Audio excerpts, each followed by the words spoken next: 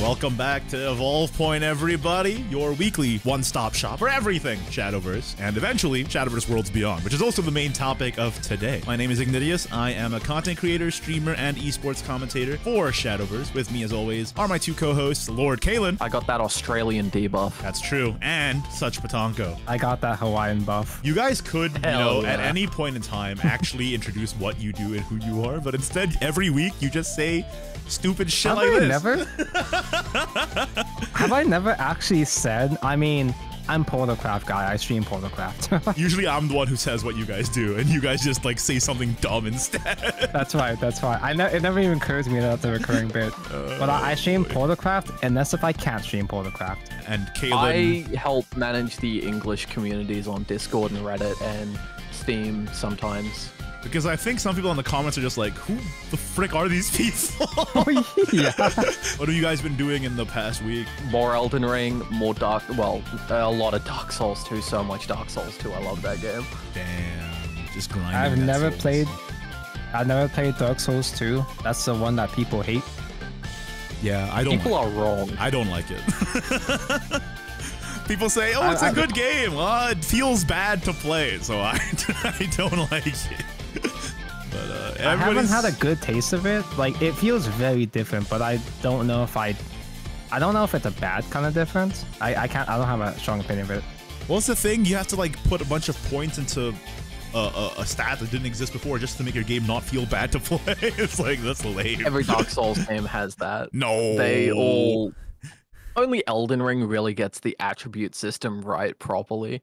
Anyway, what about you, Tom? I'm still kind of baby. I've only finished Dark Souls 1 and Elden Ring, but I just right as soon as we started recording, just before this, I just cracked open a bunch of boxes of Cardfire Vanguard. Nice. I wailed on a couple boxes of Lyrical Monastery, which is the waifu class. And I made big money. That's awesome. Are you actually gonna sell them off, or are you gonna keep it? I don't sell. Like I pulled value. I pulled value, but I'm too lazy to sell. Yeah. I just like collecting. I pulled an Adasar, which is a high rarity that I think this one is worth about 120. Adasar Fennel. Yay. Donks. I have similar news. I did I guess I can just say it because the video is coming out tomorrow.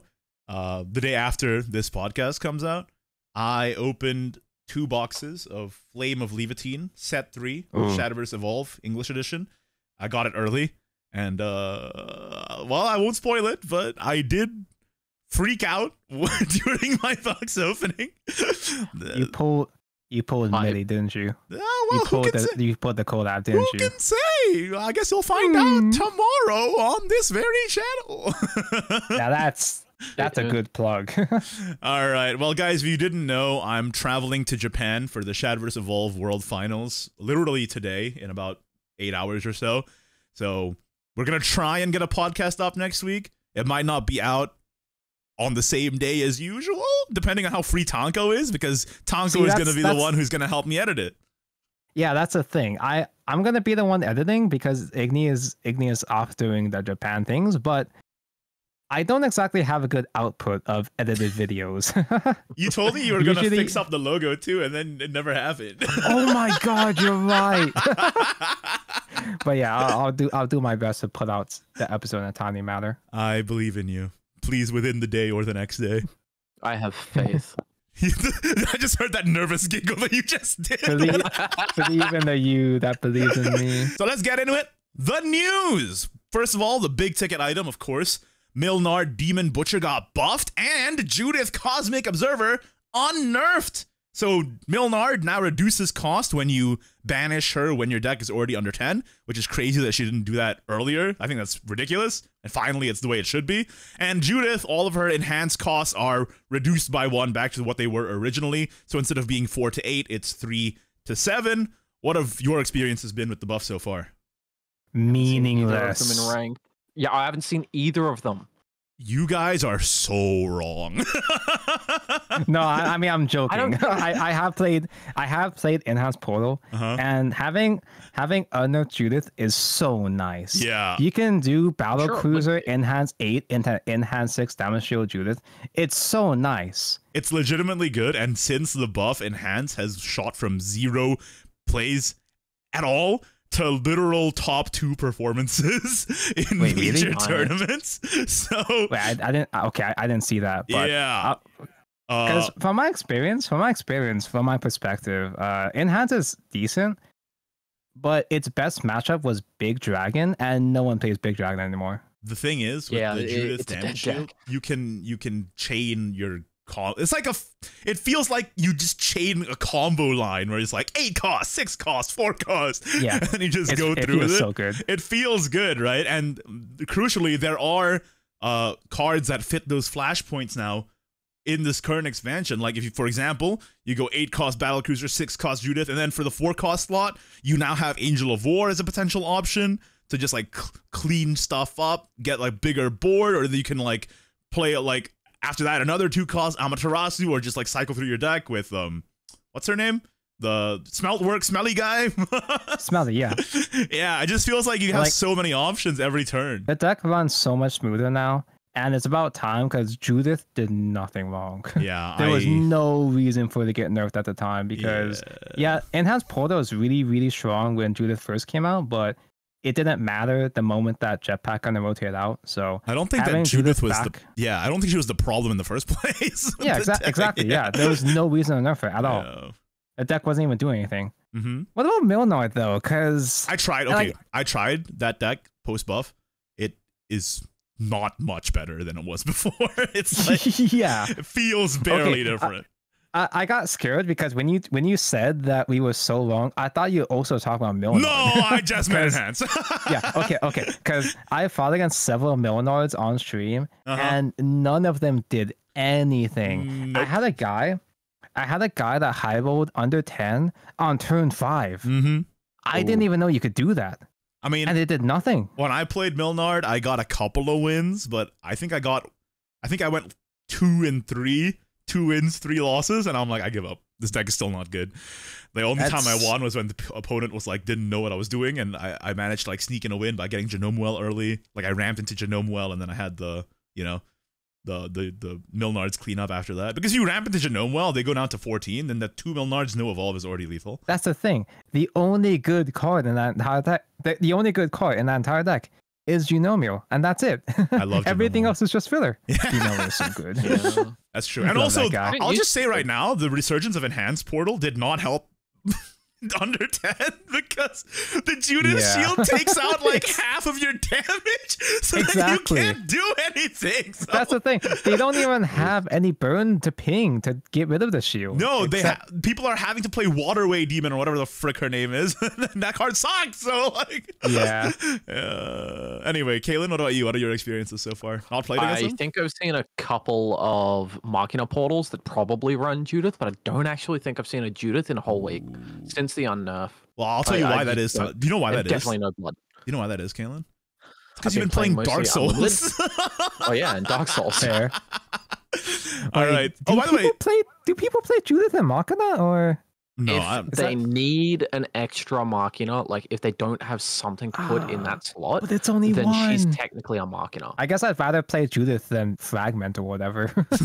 Yeah. All right. Well, speaking of Unlimited, Kaylin said you're playing mostly Unlimited because the Resurgent Unlimited Cup is happening. The finals end soon, noon 30th Pacific time, so that's going to be tomorrow from the time this podcast goes up anyway. There's evolved Helio cosmetics and the usual GP rewards, packs, shards, and then globe for the top, and then a flare as well. What have your experiences been so far in the Unlimited Cup? I got blown out. I did quite well in stage 1 with Atomy Shadow.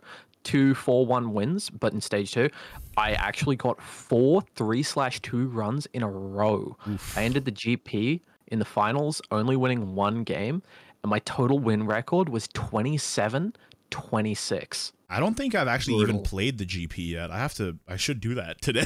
Now that I'm thinking about it. Get around to it. I'm not even in Group A though. Like in the first stage, I didn't even get to Group A because I was playing mostly meme decks. I was playing like Evolve Dragon and other stuff. And then I tried out Spell Boost, and that was okay, like D-Shift. and then I ended up getting a 4-1, I think, with D Shift, and then yeah, but I'm still in Group B, and now I'm in the finals, and I haven't even done it because honestly, the unlimited format, it's not enchanting me right now. Like it feels so unfair. Like every deck feels so stupid. I just gave up entirely. I made it pretty clear last episode my distaste for the current unlimited format. So it's funny too because Tanko, your main problem was with Haven, but it's not been that many Havens in the GP for me so far. I don't know what Kalen's experience is though. What I swear to God, it's been like 40% Haven, 40% Wrathblood, and 10% random other stuff. Yeah, it's been mostly Wrathblood and Haven for me. Our queues are so different because I've been fighting a lot of Shadow actually. I wish I could queue up against Wrath. 3 a.m. for me. That makes sense. I wish I could queue up against Wrathblood because I'm used to Wrathblood. Yeah, sure, they get turn 3 invoke every single game, but I can expect that. I'm used to it. Well, you say that. When I was watching your unlimited stream earlier, Tanko, and when Wrath started getting good again, you were kind of I felt a little bit of salt coming off, just a little bit. I mean, to be fair, I was playing a bad deck at that point. That's true. That's true. I was playing Atomy Shadow. If I didn't get some very exact cards and a turn 4 Atomy, Wrathblood just destroyed me with the Flores. Yeah. And also, I kept getting turn 5 Hosemead, and I'm like, I hate it here. Hosemead is so dumb. Literally right after we recorded our podcast last week, they announced a 1 legendary guaranteed Resurgent Legends pack bundle. So we're like literally a week late to this news because it came out as we ended the last episode recording. But anyway, the bundle ends on February 1st, 7 a.m. Pacific time. If you buy 3 of them, the first buy, you get 2-fold Grace sleeves. The second buy, you get Amaterasu and Tsukuyomi emblems, evolved emblems, and on the third buy, you get animated sleeves for 2-fold Grace. They're 1,000 crystals each. Each giving you 20 pack points, and on the 10th pack of each bundle, you get a guaranteed legendary or leader. You guys buy this? No, but that twin-fold Grace animated sleeve might be the best sleeve I've seen in this game. That is beautiful. And I can't bring myself to spend that money. Dude, I was so close to buying it because I love Moon and Sun. Moon and Sun is one of... I said this before. Moon and Sun is one of the reasons why I got into this game. Yeah. But it's a dead game. It's not just that, but it's just like... It's only 30 packs. You get... Like, if you buy 3 battle passes for those 3,000 crystals, you get 120 packs. It's true. I'm still buying Battle Pass, but it's just buying bundles though at this point just feels so. I 100% agree with both of your sentiments here. I still am buying Battle Passes because they're worth it, and you get the leader, which is what I care most about. Is the leader that you get. Well, the leader cosmetics, something's carrying over to the next game with those. Well, we hope so anyway. We don't know for sure. But basically what I mean is that buying bundles when the game is almost going to switch over to Worlds Beyond, it feels a little strange, right? Especially like recently, I've been taking it upon myself to shepherd Legends of Runeterra refugees from their dying game into Shadowverse. And a lot of the time, they're asking me like, oh, so how do I progress in this game? And every time I just have to tell them, don't spend money because the next game is coming soon. I just tell them, play the game, get a feel for it. And if you like it, then come back in June for the new game. Or if you're a competitive player, just try and grind now. You have a few months to try and get a world spot. But if you're just playing casually, like legit, just chill, play it, see if you get a feel for it. And then if the next game comes out, then go into it. Like bundles like this, I find them so hard to recommend because the game's almost over. So like, it's put me in a weird position too.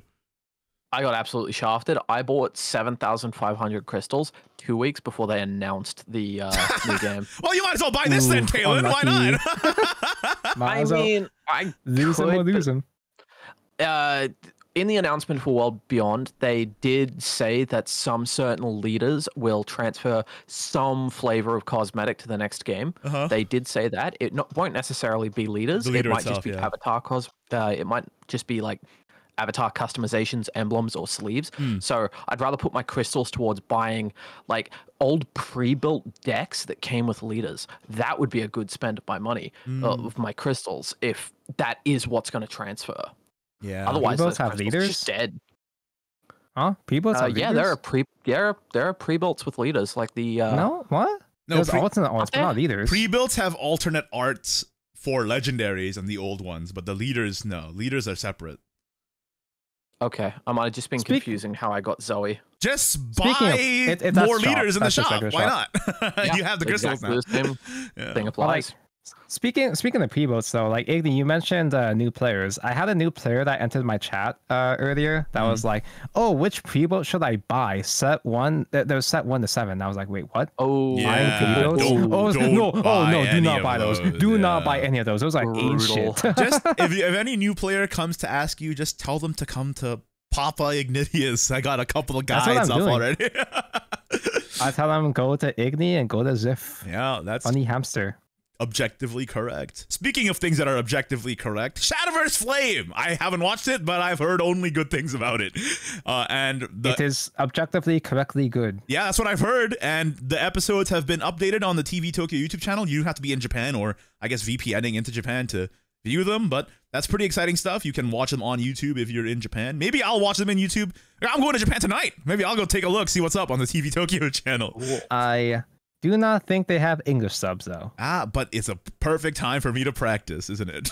My Japanese. Yeah. And I want to cover a couple pieces of news from the Shadowverse Flame anime. Tonko, this is especially pertinent to you because you actually watch the show. I'm the anime man. News number 1. The arc starts in April. That's exciting. Yes, what the arc, yes. So it's an arc based off of arc. You know the card arc, which is the cube?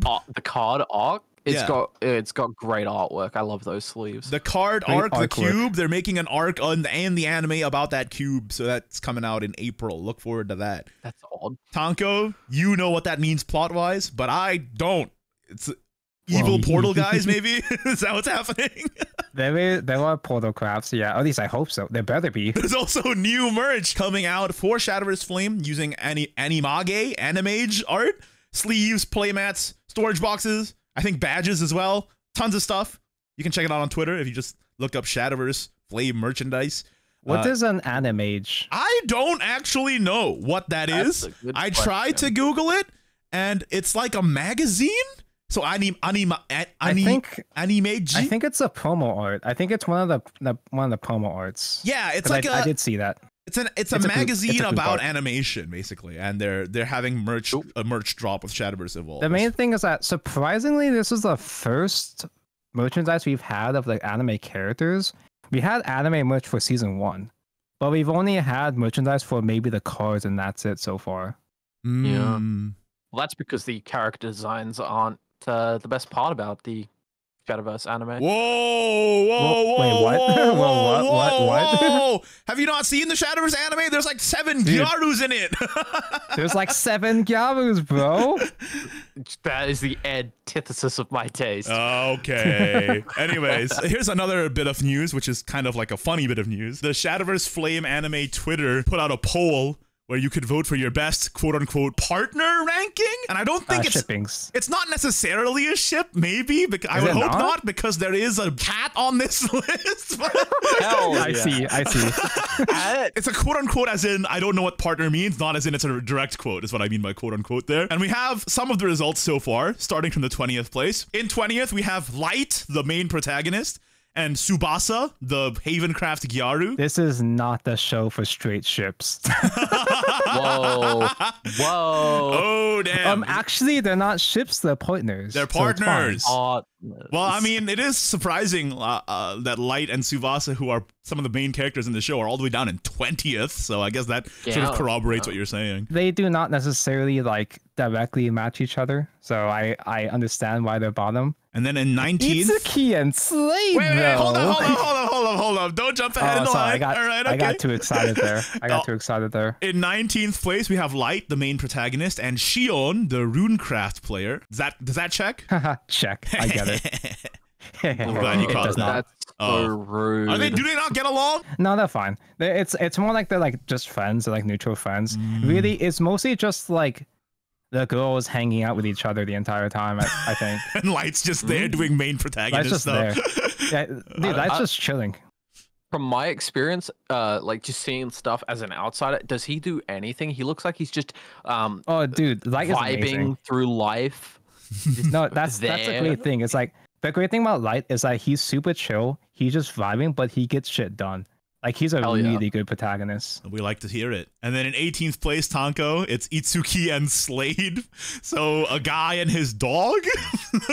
So I would. A cat is fine too. I would hope that this is not a shipping chart, because that's horrifying. If so, don't do that. I mean, that's funny. Even if it is, I can still understand Light and Tsubasa and Light and Shion being below that. No! Oh my god! And then we haven't had anything above the 16th so far, but in 17th place, the last one we have right now is Kazuki and Kai from the original anime. They're back. Whoa, that's a canon ship. The dumb sword guy and the socially awkward rune guy. Yeah. You just know. Yeah, it's very clear. And they're very good friends. It's because Hiro went off to date his blood boyfriend, so Kazuki had to find somebody else, I guess. We got a few changes. This is actually not new news, but we forgot to cover it earlier. And by we forgot, I mean I didn't know about it until I looked it up myself. For the SVO Community Support Program, if you guys didn't know, you can submit your pieces of content, like your videos, your articles, or what have you, to the Shadowverse Open Community Support Program, and you get pack codes which you can give out to your subscribers or you can claim for yourself. Now, previously, you had to wait until the end of each expansion before you received your codes, but in 2024, you'll get your codes as soon as the content is approved by the moderators, and you used to receive codes for the next expansion, but now you receive them from the current expansion right away. The maximum number of packs per applicant is still 10, and for the deadline for this set, Resurgent Legends, is 22nd March, 7 p.m. Japan time. So there you go. I think cool. The change is like the fact you get the pack right away, or like closer to right away, is nice. The fact that it's current expansion instead of next expansion, I think they're future-proofing because the game is ending soon, maybe? I don't know, but that's my speculation. I would assume so. Yeah. But I didn't know they changed this either. Yeah, I just found out when I looked it up myself. I did not know until I was hunting for news to talk about it, and I'm like, oh. I'm a content creator. I didn't know about this change, and as a content creator, I always forget to submit my stuff. I usually forget too, but then I end up doing it in the end. Yeah. I think I've only submitted like maybe 3 times total, and it's funny because I think for SVO, you know those big SVO events for anniversary at the end of the year. Celebrations. You guys do, you guys do celebration streams. You guys do awards, and I've never qualified. I never even come close to qualifying for content creation awards because I don't submit any content. Yeah, but that's your own fault. It is my own fault. Yeah, it is what it is. And I also never get any awards because I'm hosting the event. So true. Yeah. Awardless. We're an awardless podcast. Feels bad. But yeah, if you're making content, go ahead and go to svo.gg/CSP, short for Community Support Program, and submit your stuff to get packs. Now it's time for Kaylin's favorite segment, the esports corner. Yeah. All right, so JCG Shadowverse Open is trucking along as always. On the 24th, they had a rotation tournament pre-patch, and first place was Buff Dragon Machina Portal. Second place, Heel Haven Puppet Portal. Tanko, as our resident Portal guy, what do you think? I have played that puppet deck quite a bit. It's actually kind of cool. Yeah, it's legit. It's legit. It's an aggro puppet deck that you play Father of Medicine with one copy of the Zuli. Exactly. So it makes it really easy to get Radiance and Puppets Workout, and you just buff up your Storms with an Enhance 5. I think Ziff just made a guide for this deck on his channel. Advertising Ziff's channel when again. That puppet deck came out, we all jumped on it, dude. Ziff made a guide. Yeah. You streamed it. I streamed it. My video on it is coming out soon as well. Yeah, we all jumped on it, and we all found out, wait, this puppet deck is actually real. That's messed up. Although the dilemma with that deck, though, is it's an aggro deck. So if the opponent knows what you're doing, then it's not that hard to play around. Right. It is fun, though.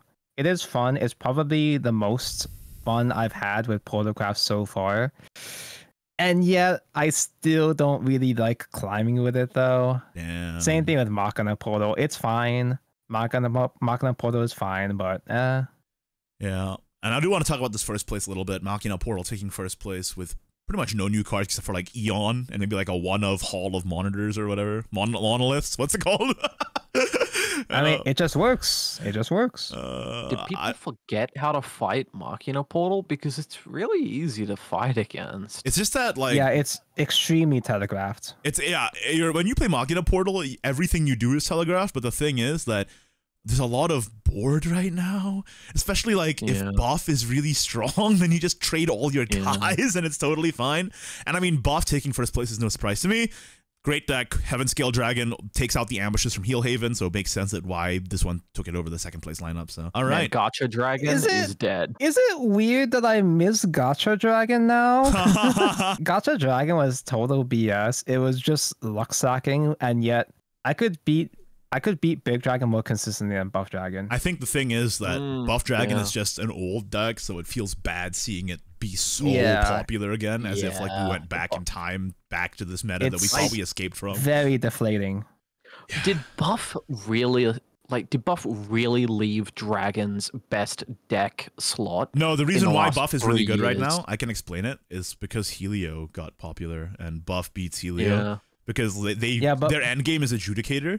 And then you just take it out, and then with the Heaven Scale Dragon in one go, and then they have no endgame. So then Helio gets. It's just annoying that Buff was only really gone for 1 month. Yeah. Yeah. And they're back. Because it does seem like Buff's been around since Ryvale 3 years ago. Ryvale? No, Velsar, right? Yeah. With Drock. Velsar. That's what I want. Ryvale is freaking the girl who says the cowboy who buffs your whole board and ramps you. That card is based. It's been like 20-something expansions. I can't remember them all. Yeah, dude, what can you do, bro? You're colorblind, you're dyslexic, you don't know any of the expansions. Right. I got that Australian debuff. I'm just kidding, Kaylin. I know people are going to be in the comments like, how you're so mean to Kaylin. Me and Kaylin have known each other for a while. It's okay. It's Bance. It's Bance. All right. Unless Kaylin actually is insulted. Are you okay, Kaylin? Do you want me to lick your boo-boo? I'll just play Dark Souls. It's less stressful. I wish I had time to play Dark Souls right now. On the 26th, the Take-Two JCG happened.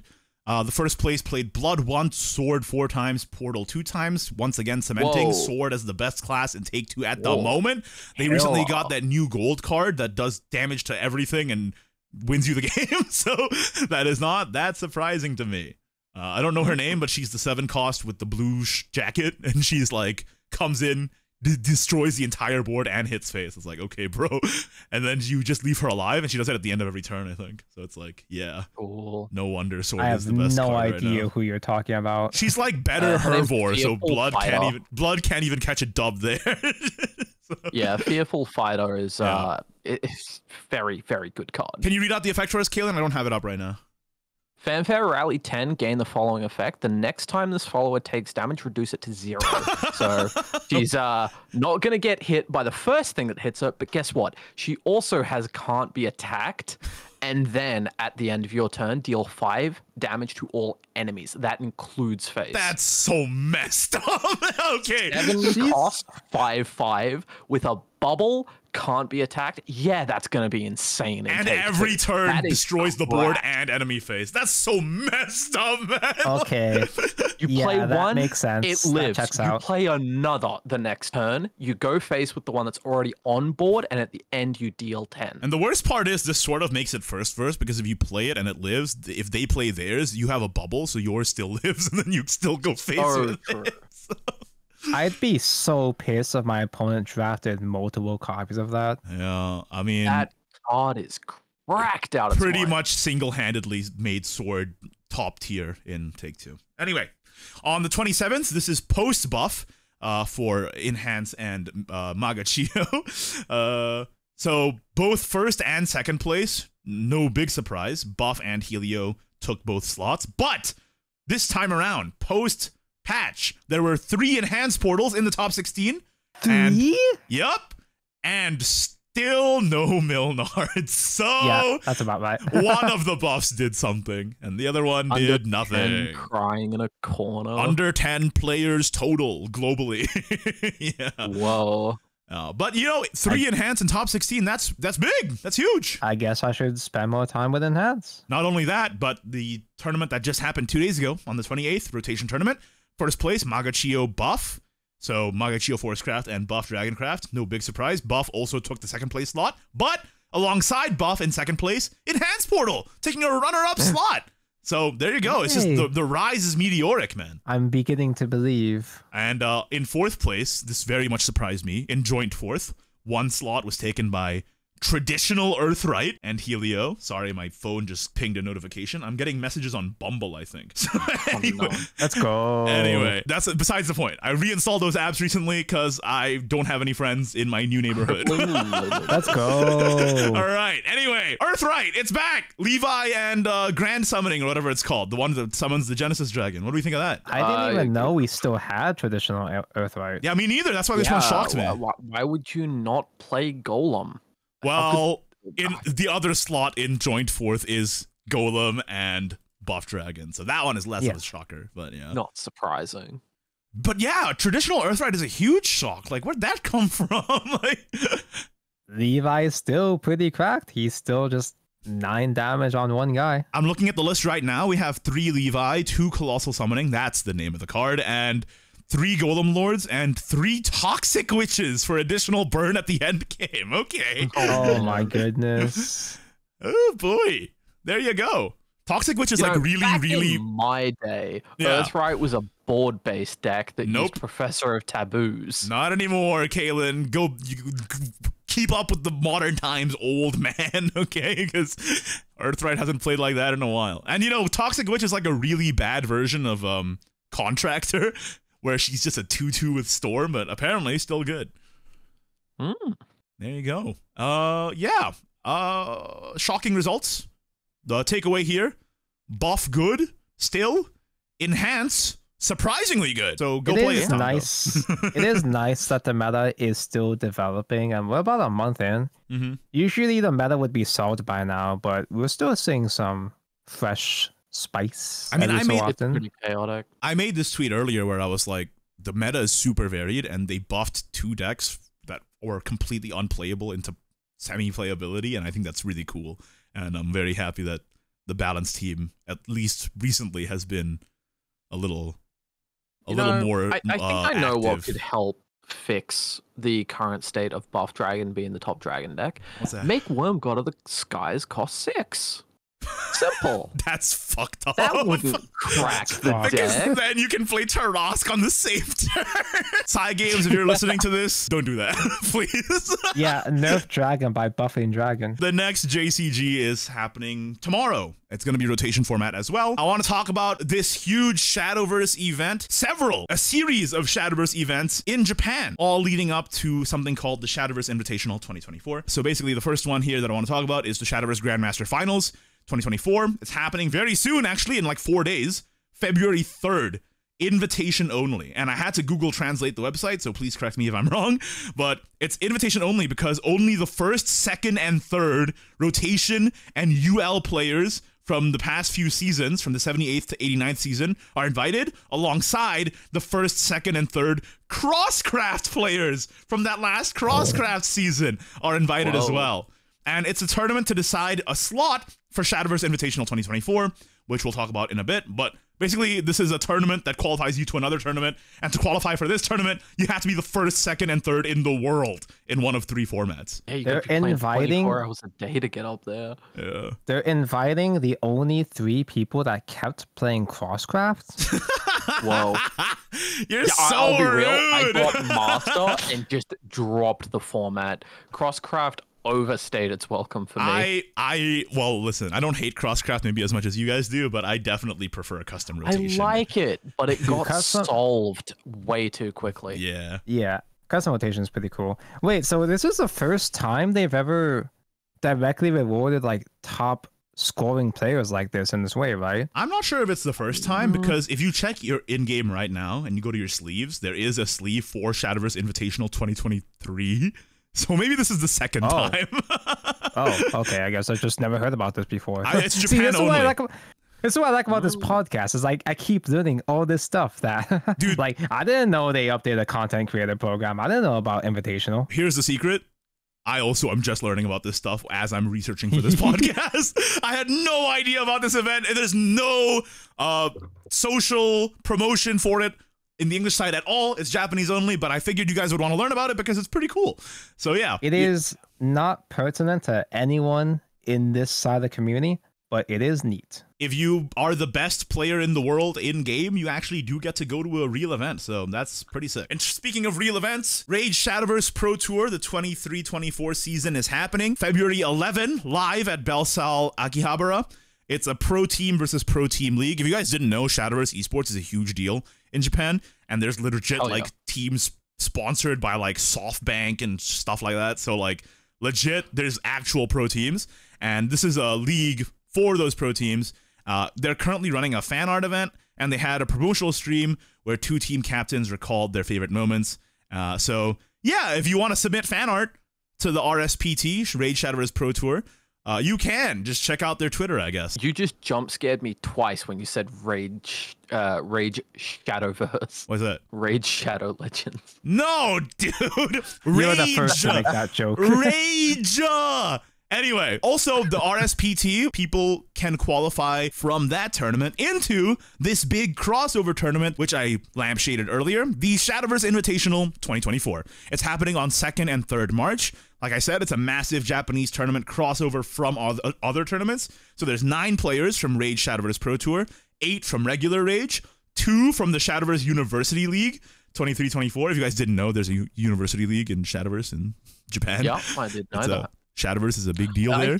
I think it's been to America for at least a tour. There's teams of 5 in this university league, by the way, and it's a best of 9. And again, mostly university students. And also 2 qualifiers from the National Interprefectural Esports Championship 2023 Kagoshima.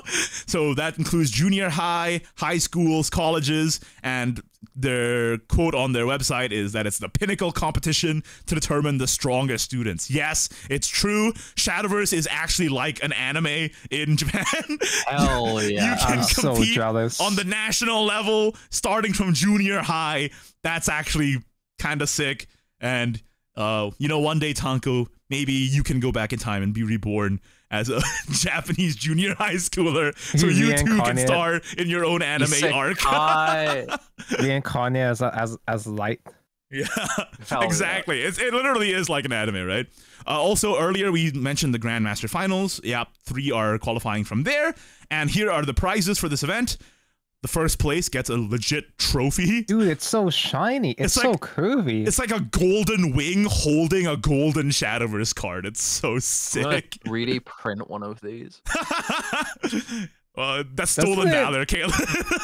I'm well aware. I don't care. Look at that thing. That's beautiful. Yeah, it's cool. Hey, doesn't it look like it's a ghost with a big wide grin? Yeah, you are actually like the white glow is like the smile, and right on top of that is the eyes. Oh, kind of looks like, if you see it that way, it looks like Ooga Booga from the Nightmare Before Christmas. It's like Ooga Booga, but like skinny. Yeah.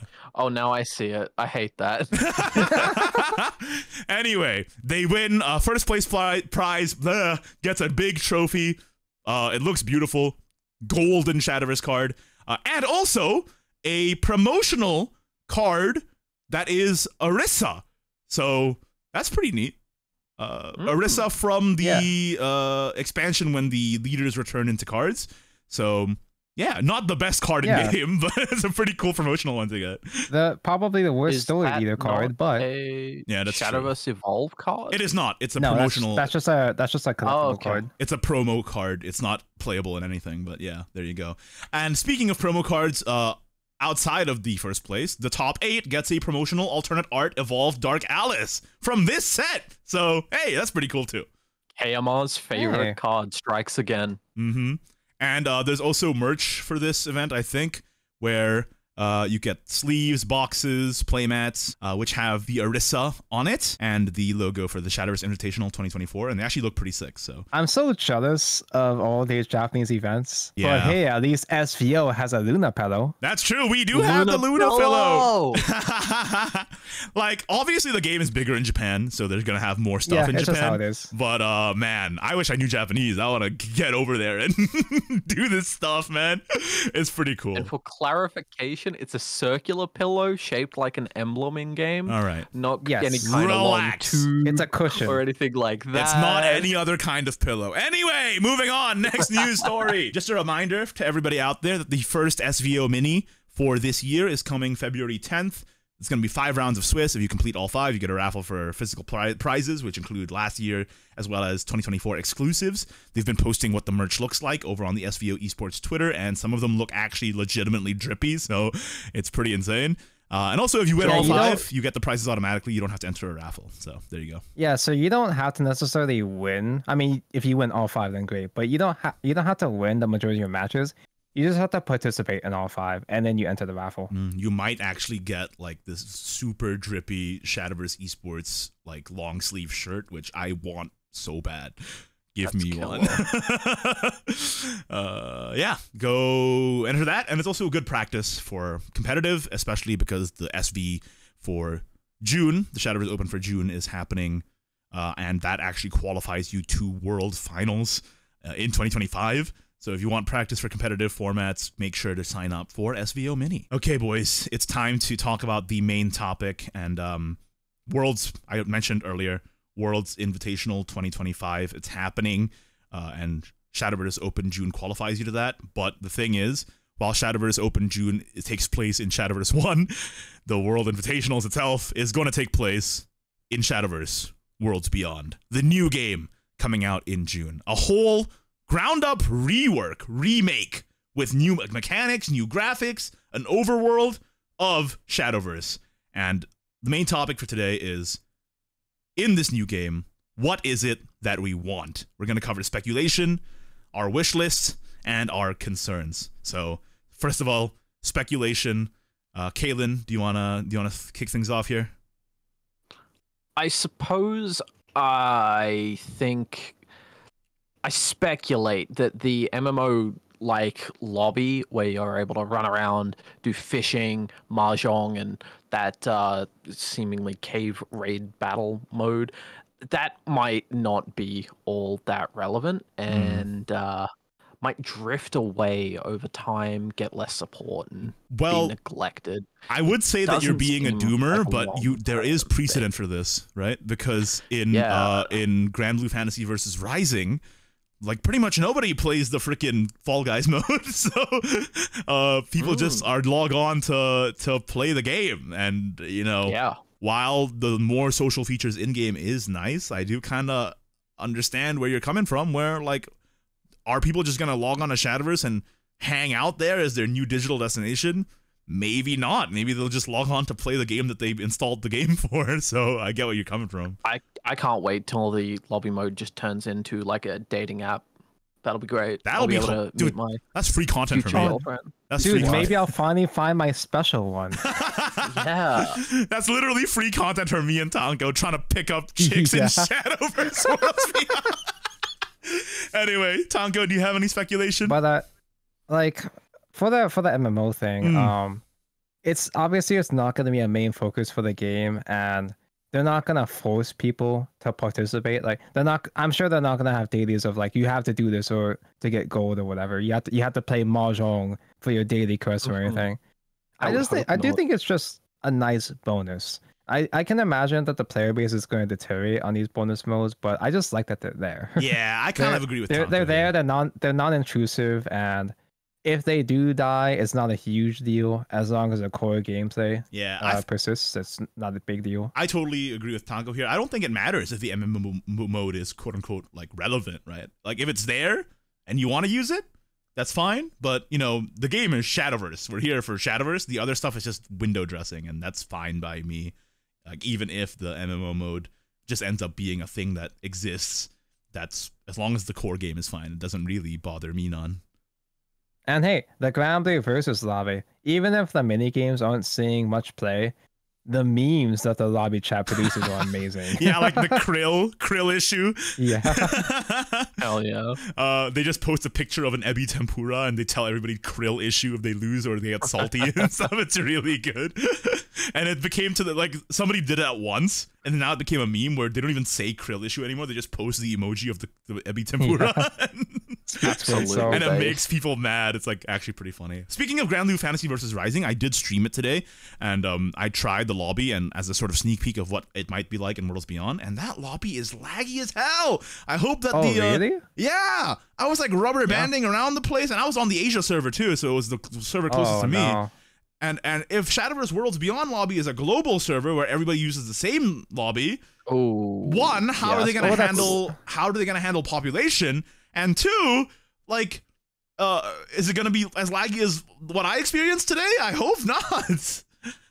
In fact, it actually might be worse because on Shadowverse, like, we're playing on PC, but there's going to be mobile jobbers as well, too. Yeah, that's true. That's true. I'm going to lag switch my Mahjong opponent. Don't do that. Yeah, that's what I was going to say. No, but like legit though, like, are they going to split the world into different server rooms? Like, I feel so outdated at this point, right? Like, I guess the game will be, the lobby mode will be small enough that I can afford to not need to have multiple servers, but yeah. Now I don't know, man. I will say that I went to the Grand Blue one and it's pretty small, the world, and from the trailer it looks like the one in Worlds Beyond is probably bigger, but I don't know, like, if they do it room by room, like you go to, let's go to room 1, room 2, room 3, that feels so old-fashioned compared to like a more like modern sharding technique like World of Warcraft uses.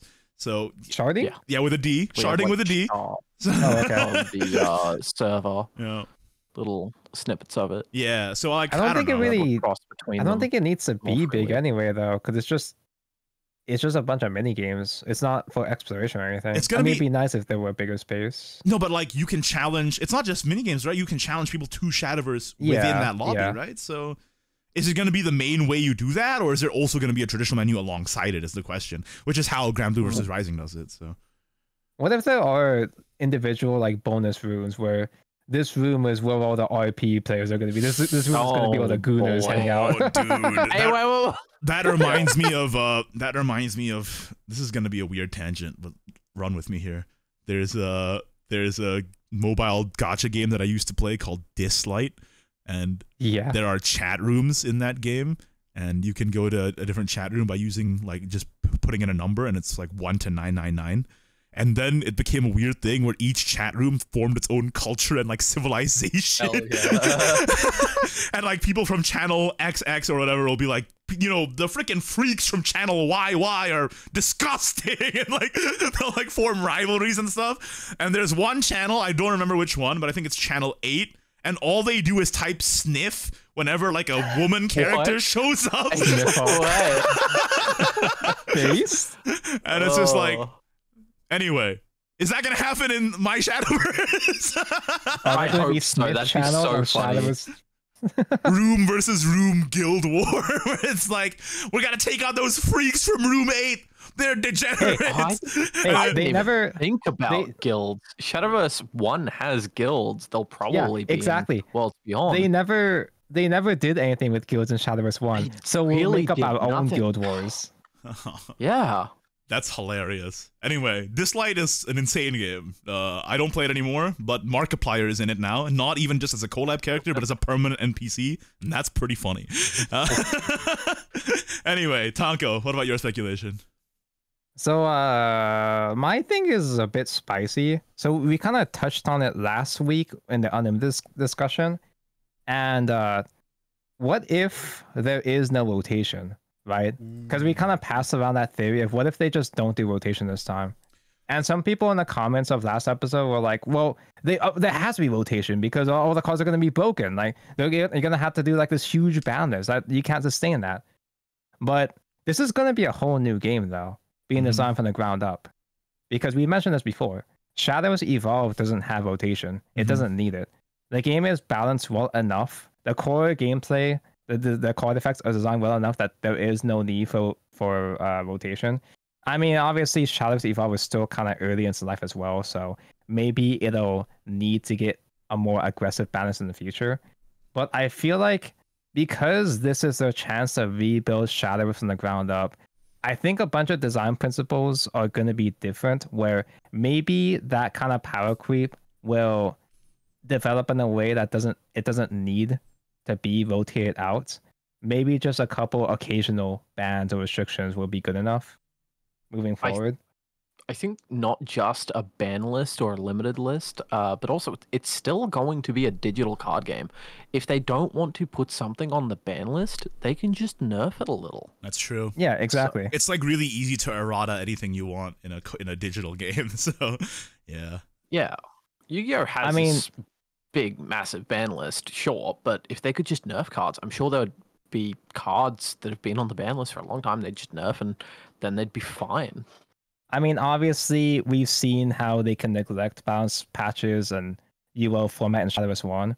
But because they're starting the game from the very beginning, they can be on top of that stuff from the very start. So yeah, and maybe that'll change development over time. This time around, they know that they have a built-in fan base eagerly awaiting the game coming from the first game. So, like... And maybe they won't print cards that limit design space like D-Shift and Roost. Maybe. Yeah, exactly. And that kind of links into... Hope. Yeah, I mean, listen, Tanko, you make a good point where, like, I think rotation and unlimited just feel like the default because it's what a lot of card games do, and it's what we, as Shadowverse players, know. But there is a precedent, albeit in the physical space, with Shadowverse Evolve. It's the same IP, even, where they don't do that. They designed it from the ground up to not need a rotation, and it works out great. The game is fantastic. It feels great to play. So, honestly, I think you might be on the money. And we talked about this last week as well, but I actually kind of want this to happen. And then Shadowverse Evolve, there are bans and restrictions, but there's very few. There's only maybe like 3 cards that have gotten nerfed in Shadowverse Evolve, and that's it. You know, it's like Shenlong, and then like a few of the ones from the Uma Musume set, and that's pretty much it. And that's just in English. I don't even know they have other balanced patches in Japanese format. So yeah, I think it could be done. And speaking of like reworking core mechanics that don't limit design space, that's my speculation. We already know that Super Evolution is going to be a new mechanic. We're going to have engage abilities. That's also a new mechanic. But another thing that I think is going to happen is that some of these keywords that we have had since the beginning of the time, when the game was in a vastly different space, they're just going to straight up not be in the game or reworked so heavily that they are completely different and maybe even get a different name. Case in point, Vengeance. I don't think Vengeance is going to be in this game. That's my big... Oh, dude. Yeah. That's being left behind with Bloodcraft. Yeah. I had this spicy discussion with my chat the other day. Dude, one of the reasons why I'm okay with Abyss combining Blood and Shadow is that I really don't like a lot of Bloodcraft mechanics. Like, I think Vengeance and Avarice are super duper lame mechanics where... Yeah. Like the way that those kind of decks are, it's just you turn on a button. You turn on a button to have your condition active, and that's it.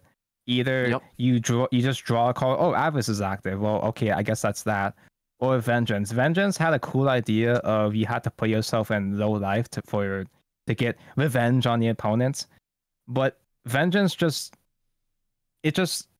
devolved into you just enable Vengeance and that's it. Yeah. Oh, okay, you just have Vengeance regardless of life, and who cares? There's a very good laughs in Overflow. There's a very with Overflow. I feel like it's a different thing because it's just the entire idea is that you go and play big guys, and that's what it's kind of what you were doing anyway. But with Vengeance, it completely changed over the course of the lifespan of the game because at first, 10+ damage swings weren't common. Didn't exist. Right? Yeah. But as time went on and Shadowverse power level got higher, when you swing for game.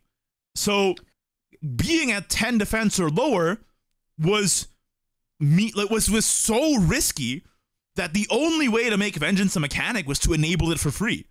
And that's when things went wrong, right? Like now the mechanic is you get it for free and you get all these payoff cards without doing anything, or you just aggro them down and try and kill them faster. and it becomes less of an interesting mechanic that way.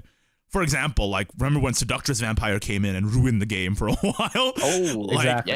Yeah. Because actually going down to 10 is a death sentence, right? So that's why, in this case, to make sure that that doesn't happen again in this new game, I think they're leaving Vengeance behind when they're merging Shadowcraft and Bloodcraft now.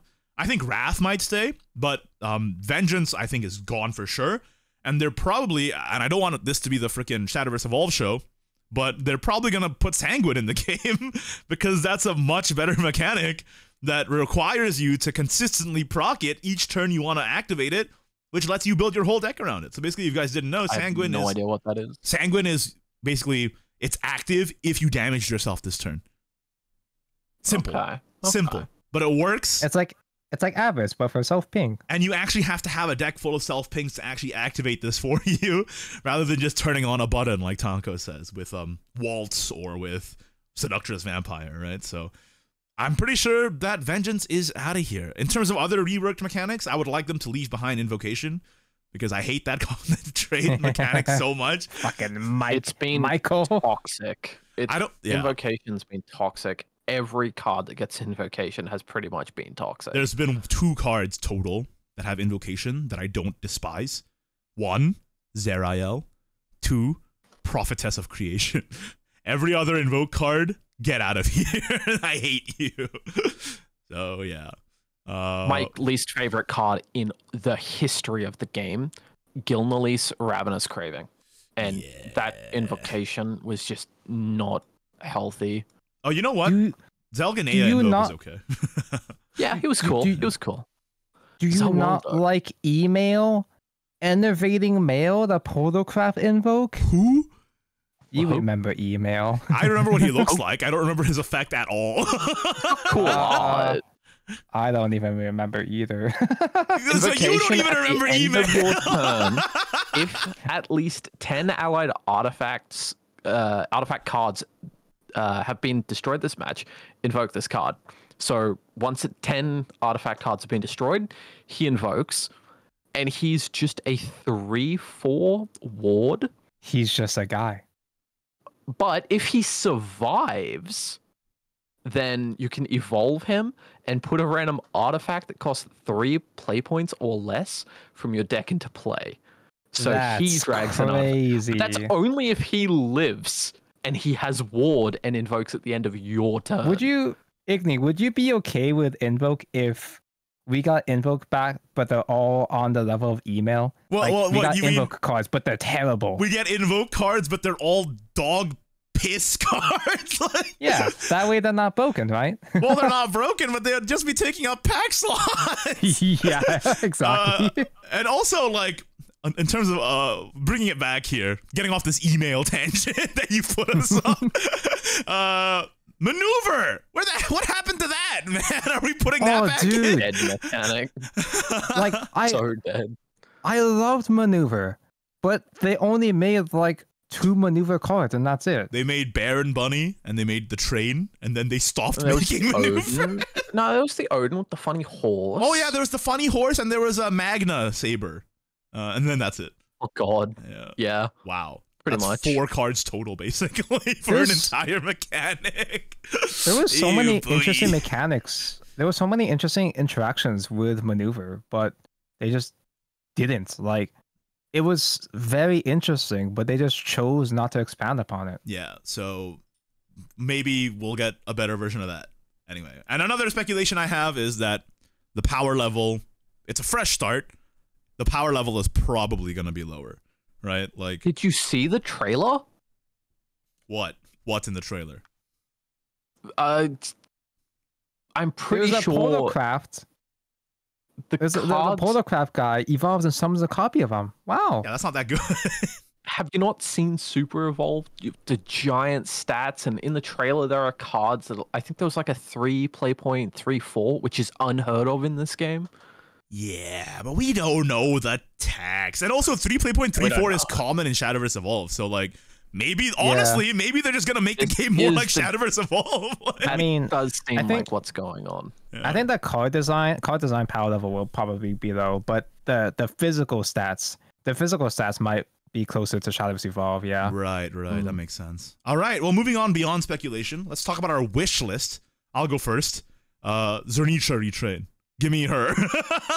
Yeah, obviously. Yeah. And also, outside of that meme answer, this is gonna be an insane. This is gonna be an insane take, okay? But I want more monetization, and I don't mean for cards. So before y'all get angry in the comments, what I mean is in the overworld, you have like a silly little avatar. You're playing freaking mahjong, all right? What I want is for them to monetize aesthetics and cosmetics that don't matter to the base game. So stuff like, oh, you can get custom mahjong boards, or, oh, my fishing rod is a different color. Oh, I can buy a bucket hat for my guy. And I know that people like to earn stuff in game. I get it. But as a free-to-play game, I've seen other free-to-play games lately fail to monetize and appeal to a global market. Legends of Runeterra, we don't have the full news yet. On February 2nd, they're announcing more about Legends of Runeterra, but they failed to monetize the League of Legends IP. What? Like, that's pretty funny. How did that happen? So Runeterra is such a good game, but the problem with Runeterra, at least the problem for their sustainability, is that there was nothing to spend money on. That's what I'm saying. It was too free-to-play friendly. There was no reason to give them money at all. There's nothing to buy. So for people who like to customize their little guy, or just like to do a little bit of running around, meeting new people, oh, check out my hat, all right? It doesn't matter to the game at all. Monetize that so that you have the money to expand the game. Shadowverse has always been big in Japan, but with more money, you can actually market the game outside of Japan. And again, I want to reiterate, for actual cards and gameplay, I want the monetization to stay exactly as it has been, very free-to-play friendly, like it is in Shadowverse 1, but just let people buy stupid stuff for their little guy. Yeah, and then hopefully the game won't die.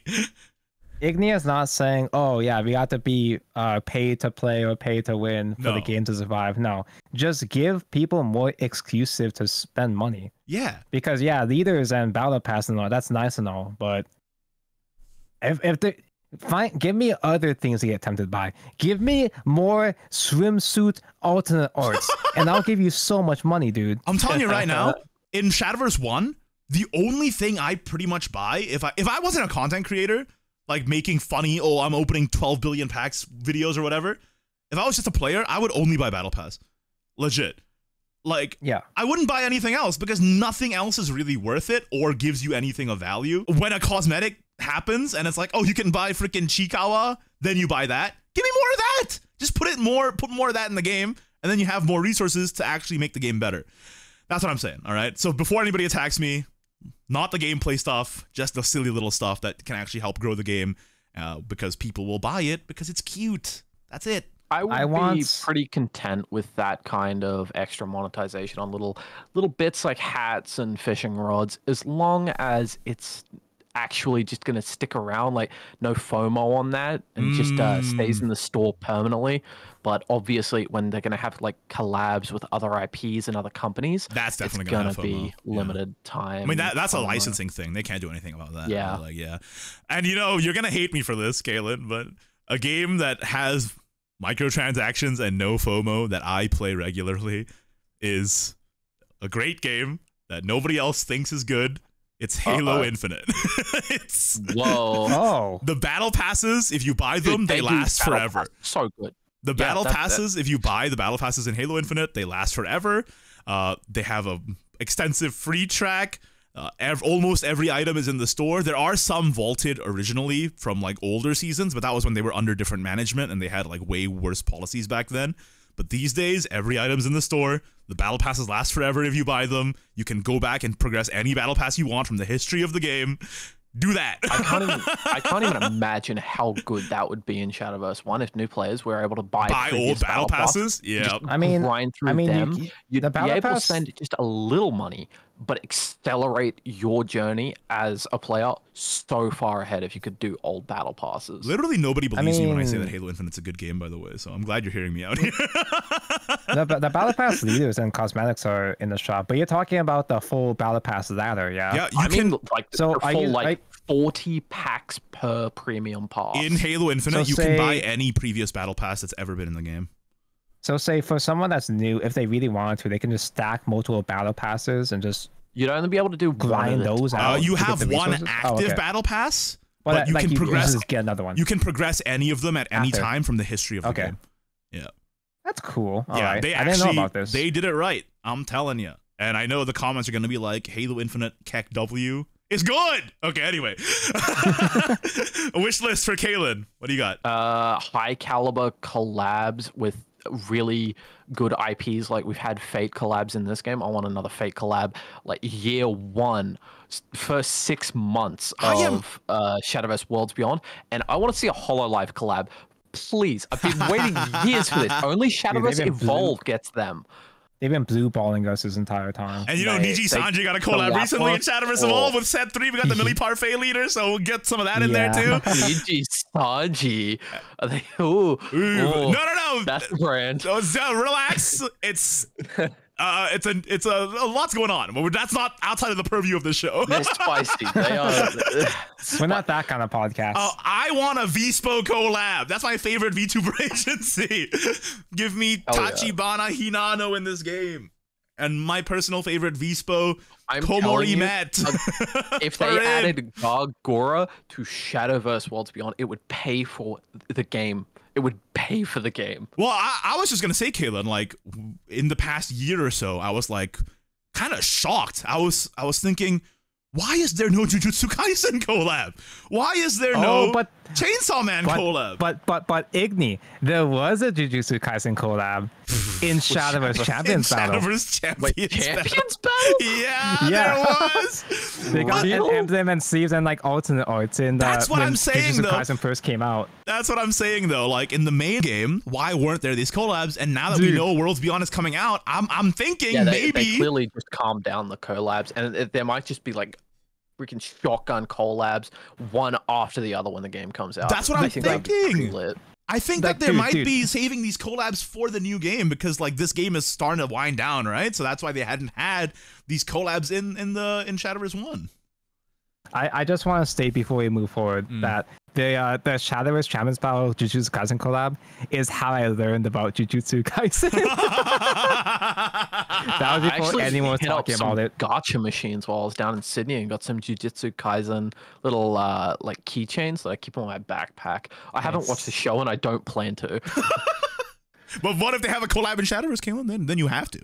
Think about that. Then you have to. Didn't they already? No, that might have been something else. No, they had it in Champions. We just talked about this. We literally just said it. With something like the Sacred Beasts Abandoned or whatever that was. Yeah, we just got to sleep for that. Anyway, well, you also wrote down here, Kalen, expanded solo play. What do you mean by that? Not just story. I don't know what I mean by that. Some kind of solo play that isn't a story mode. I know what you mean by that. I know what you mean by that. You know what we need? Like chain battle. We need chain battle. Chain battle. We need chain battle. Me and Taco are on battle's a proper mode. Me and Taco are on the same wavelength. Permanently. That would be good. I don't know what I mean by expanded solo play when I say it. I just want more things you can do without playing against other people that aren't story mode. Like puzzles have been all right, chain battle. Chain battle. Yeah, so actually so also for those who don't know, relies on what cards are available. For those who don't know, Chain Battle is a game mode that's specifically limited time for during like event, so that like quest mode. It's basically a roguelike mode for Shadowverse. Yeah. You ever played Slay the Spire? It's that. Fun with Shadowverse. I mean, Slay the Spire has a Shadowverse mod. Yeah. But I want it in the game, boys. Let's get buffs per run. Let's make my deck do crazy stuff every run. Let's die and buy upgrades. Like that's what I want. I want an expanded roguelike mode. That would be sick for Chain Battle. Yeah, in Chain Battle, after each battle, you get a new buff, and each of your enemies have some kind of crazy lead effect. So all of the bosses are like the bosses that cheat, you know. Yeah, like the most recent one was the SpyX Family collab, and your Forge's boss fight was actually insane. I don't even remember what she did, but that deck was cheating. If they expanded upon that system, if they just added more a wider variety of bosses to fight against, more buffs, just put more stuff in there, it could sustain itself as a fun solo mode to play on the side. Chain battle is my favorite thing that they invented since custom rotation. Like, it's such a good idea. I wish I'd played it more. It's such a good idea, and if they make it a full mode, dude, I would be playing that whenever you get salty from ladder. Play that. Then you can also play mahjong and fishing. Yeah. You have tons of options. So like, I'm thinking, yeah. Also, Kaylin, another good idea I think in terms of solo play, other than chain battle, right, is like just the ability to actually like fight AI that doesn't suck shit. Yeah, exactly.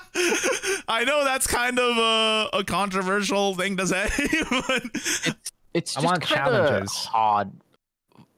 It's kind of hard to program an AI that would be able to, for instance, the tournament winning decks. Imagine if there was an elite level AI you could be fighting. Yeah, that practices those meta decks with you. Deck gets added. The thing is, that's kind of hard to program, and there'll always be exploits when you're fighting AI. Like but it's a wish list, right? The ones we have just even if it's not hold up to modern decks.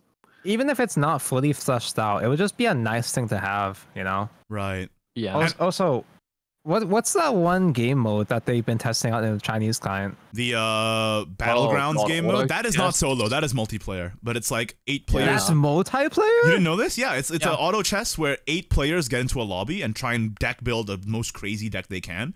And then they proc a bunch of effects on field. And then depending on how many stats you have versus their stats, then you can win that round. And then whoever wins an X number of rounds or whoever loses an X number of rounds gets eliminated until there's only one winner. So it's like an 8-player. It's like a battle royale, basically. I saw that coming out of the Chinese client and actually didn't want it to come to the West. I don't think that looks fun. I think it looks like a crapshoot. Have you tried about auto chess before? I played a card game that was the progenitor to auto chess, and I loved it, but that was very different. I think auto chess actually can be fun if the cards are balanced properly, but the last one that I liked was bought by FTX, and then that FTX sunk, so then now that game is dead. So. Ew, boy.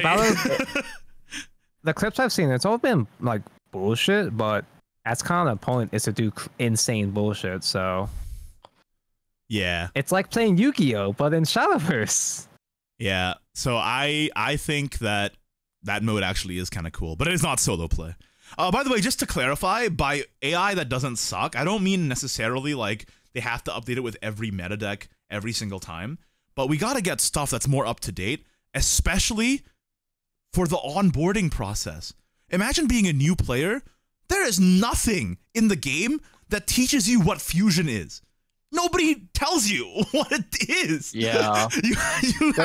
you just have to do it, or like you have to gotcha the loading screen, which tells you what fusion does. Like true.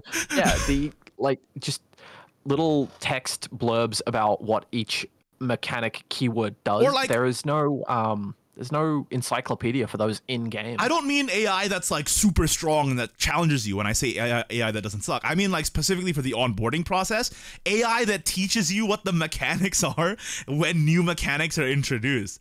Like it gives you a battle that you can experience this mechanic and understand what it does. Like that's so important for getting players to understand what your game is, and we don't have that right now. All we have is freaking Discord, where other people will tell you like what's going on. Like it should be in the game. I think over the years we did have that kind of onboarding process in the story mode. If you played the story mode as it came out in those particular expansions, the story modes did have new decks themed around cards that had come out in recent expansions, and they did teach you certain mechanics, especially the early game chapters, but man, they have not aged well. If you had to go back and do those chapters now, it would just suck with how slow they are. Well, I don't even Yeah, but that's true. That's fair enough. But also, like, story mode is not the best vehicle for onboarding because, like, you can't tell a new player go like, oh, if you want to learn about transmute, play Velsar Chapter 3 Battle 4 or whatever, you know?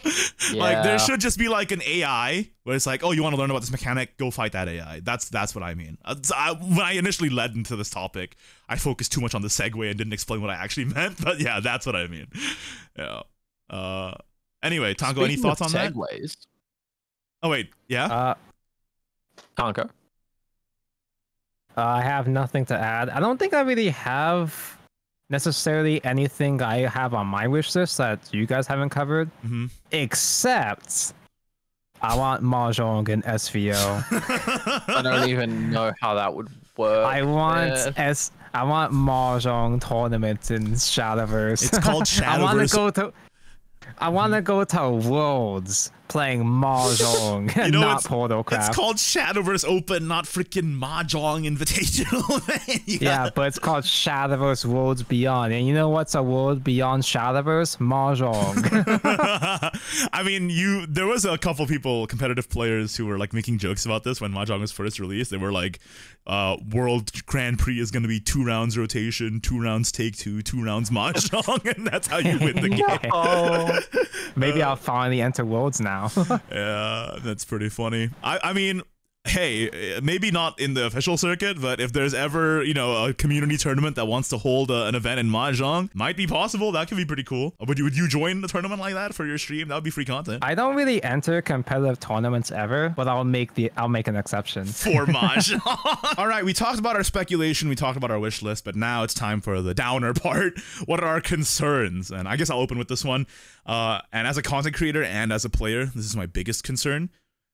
I think the game is going to do fine in Japan, but I'm really worried that outside of Japan, nobody will care and both games die because they're doing this big push to transfer from Shadowverse 1 to Worlds Beyond.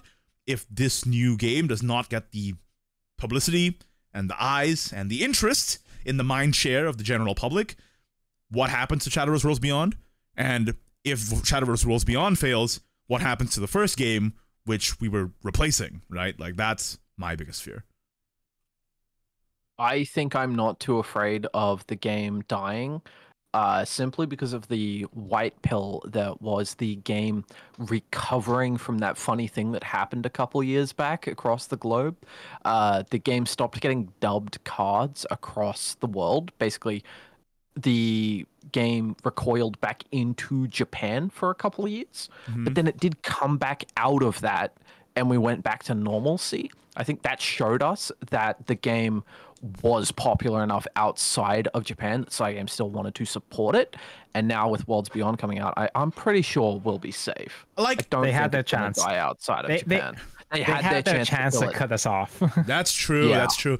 I listen, like, in my heart of hearts, I believe, or I really want to believe, that this is just an overly negative concern, but as a person who lives and dies by how good Shadowverse is and how well it's doing, this is my biggest fear right now, especially as we approach like the end of January, moving into the season for the mini expansion of the second last set of the game. And outside of the initial announcement, there has been no promotion for Worlds Beyond yet. It's only a few months out. When is the promotion cycle gonna start? Yeah, there's been nothing. So nothing. That has been weighing on my mind and made me even more wary of this concern of mine. There's been a good amount of renewed interest in the West with the announcement of Shadowverse Worlds Beyond. I think it's gonna have a fairly decent push at the start, but yeah, either they just don't market the game in the West and the game just loses any momentum, or we get another Wonderland Dreams where the format is so bad that it just kills all the momentum. Yeah. I'm pretty sure not just that. Wonderland Dreams had some of the most advertising I'd seen in the game. They were pushing it heavily with physical ads on trains, billboards, and such. People played the game, and it had the worst meta up till that point. There is still a massive spike on Steam in negative reviews in Wonderland Dreams. Yeah. We never had more negative reviews than then. have you noticed a pattern with Shadowverse, it seems, where every time it has a perfect opportunity for advertisement, they just mess it up? For example, not just Wonderland Dreams with their marketing. Every time there's a huge collab, we got Hatsune Miku, we got Spy Family, these huge properties in like the worst format. Whenever Shadowverse seems to have a good chance, they always seem to fumble it. It's just bad timing or whatever. Hopefully that doesn't happen in the new game, but like I said, I'm concerned. I don't think that the game will ever necessarily close. Okay, maybe not ever. That's just I don't think the game would necessarily close worldwide. I think it would just, at worst, we just get stagnated again. Yeah. I don't think it's ever gonna go so far as they stop supporting English, but if we just keep just existing, you know, kind of like the way that we've been doing in Shadowverse 1, that would be disappointing, but I could at least live with that, I guess. Yeah, but it's just like, the fact that it's just a couple months out now and there's like no promotion yet, I'm a little worried. I'm just wondering, when's that gonna start? Hopefully next month or the month after, please. But I'm sure they'll specifically do it within the last expansion. Like I'm sure they're gonna do Shadowverse Beyond, Worlds Beyond news with the last expansion review or something. I really hope you're right. All right, Tonko, speaking of, what's your concern? I also don't currently have any major concerns that we haven't already discussed yet, so I'm gonna make another mahjong joke. Open mic mahjong. Oh boy. I don't know a single mahjong client that has open microphones. Well, you know, listen. Valorant has open microphones, and that game is toxic as hell, so it can't be any worse than that, right? Igni, you don't know mahjong players. How bad is mahjong? You don't understand how soul crushing mahjong can be. Oh, boy. You don't know what mahjong players are capable of. What happens? I don't know about that. They've never had a voice. Bro, mahjong players have never had the voice to really speak out, to really tell the world how they feel until now. There's two ways this goes, Tonko. You either get the most horrible, slur-infested open mic possible, or you get Valorant e-dating. All right, pick your poison. Yeah. Which one you want? Why not both? Hey, that's kind of like Valorant. There you go.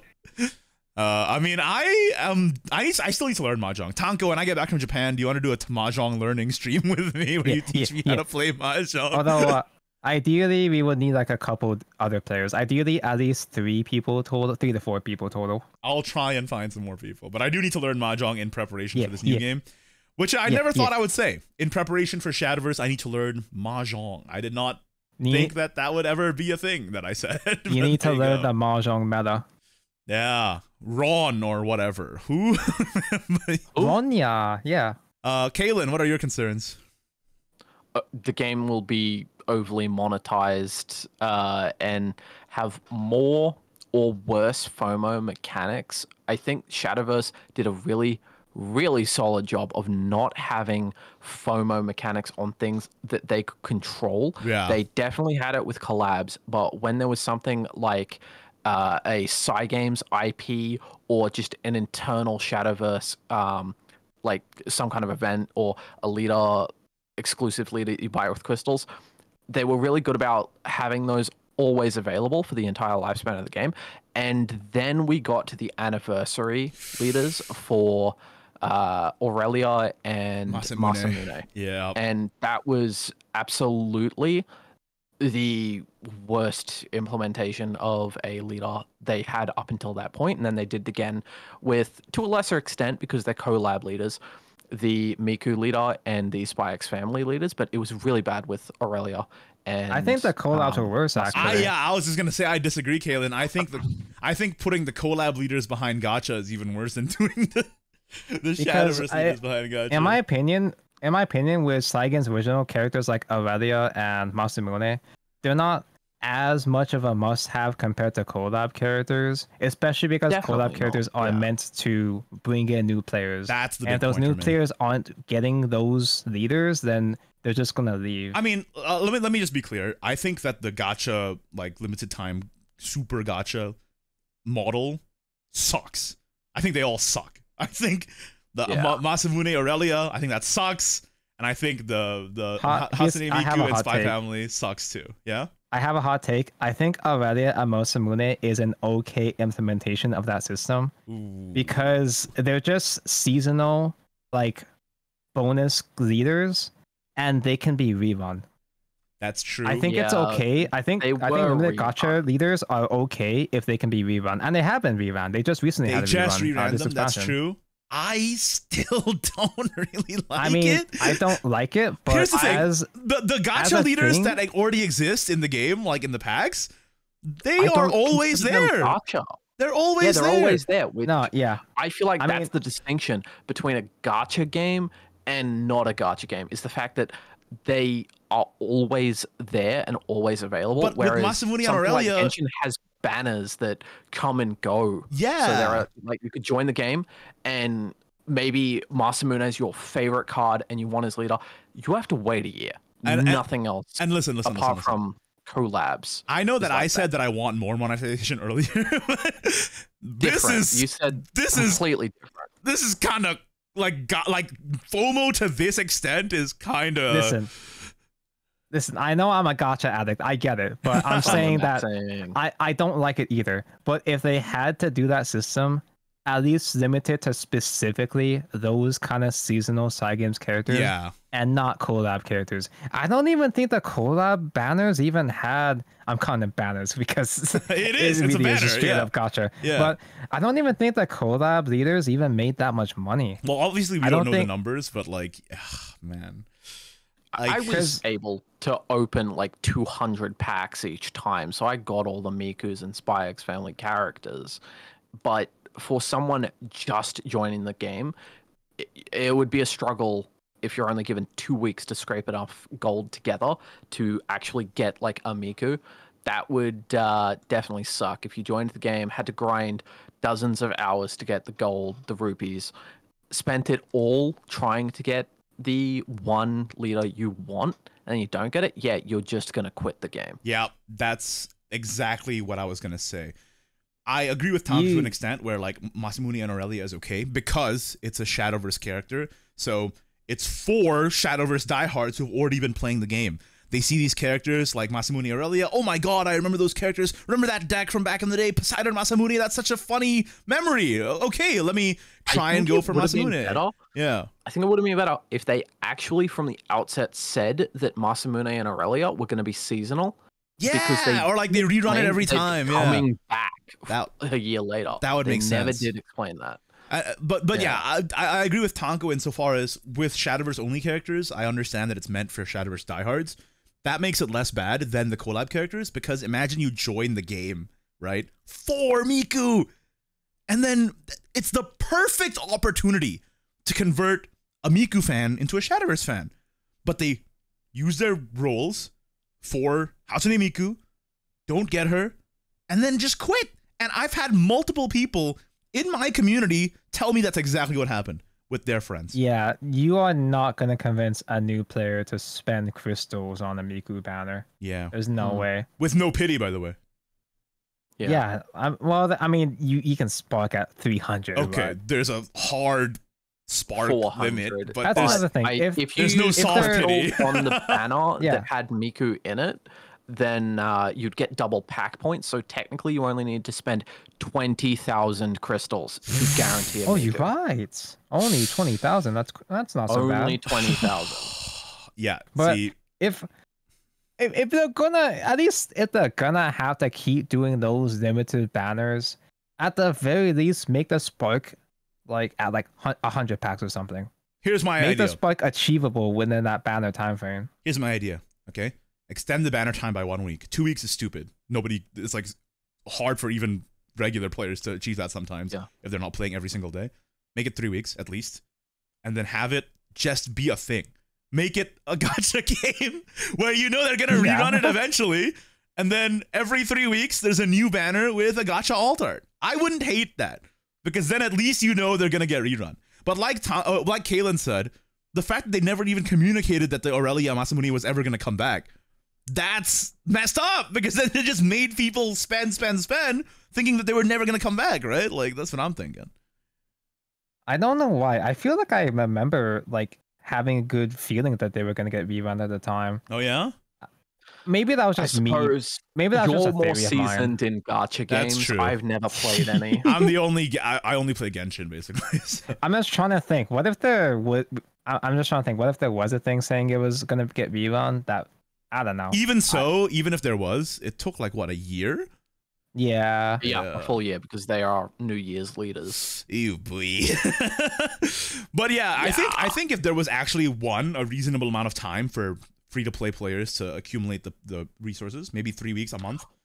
And 2, if it was a regular thing and not just like, oh, we're doing this out of nowhere kind of situation. Yeah. Then maybe I would be more forgiving towards it.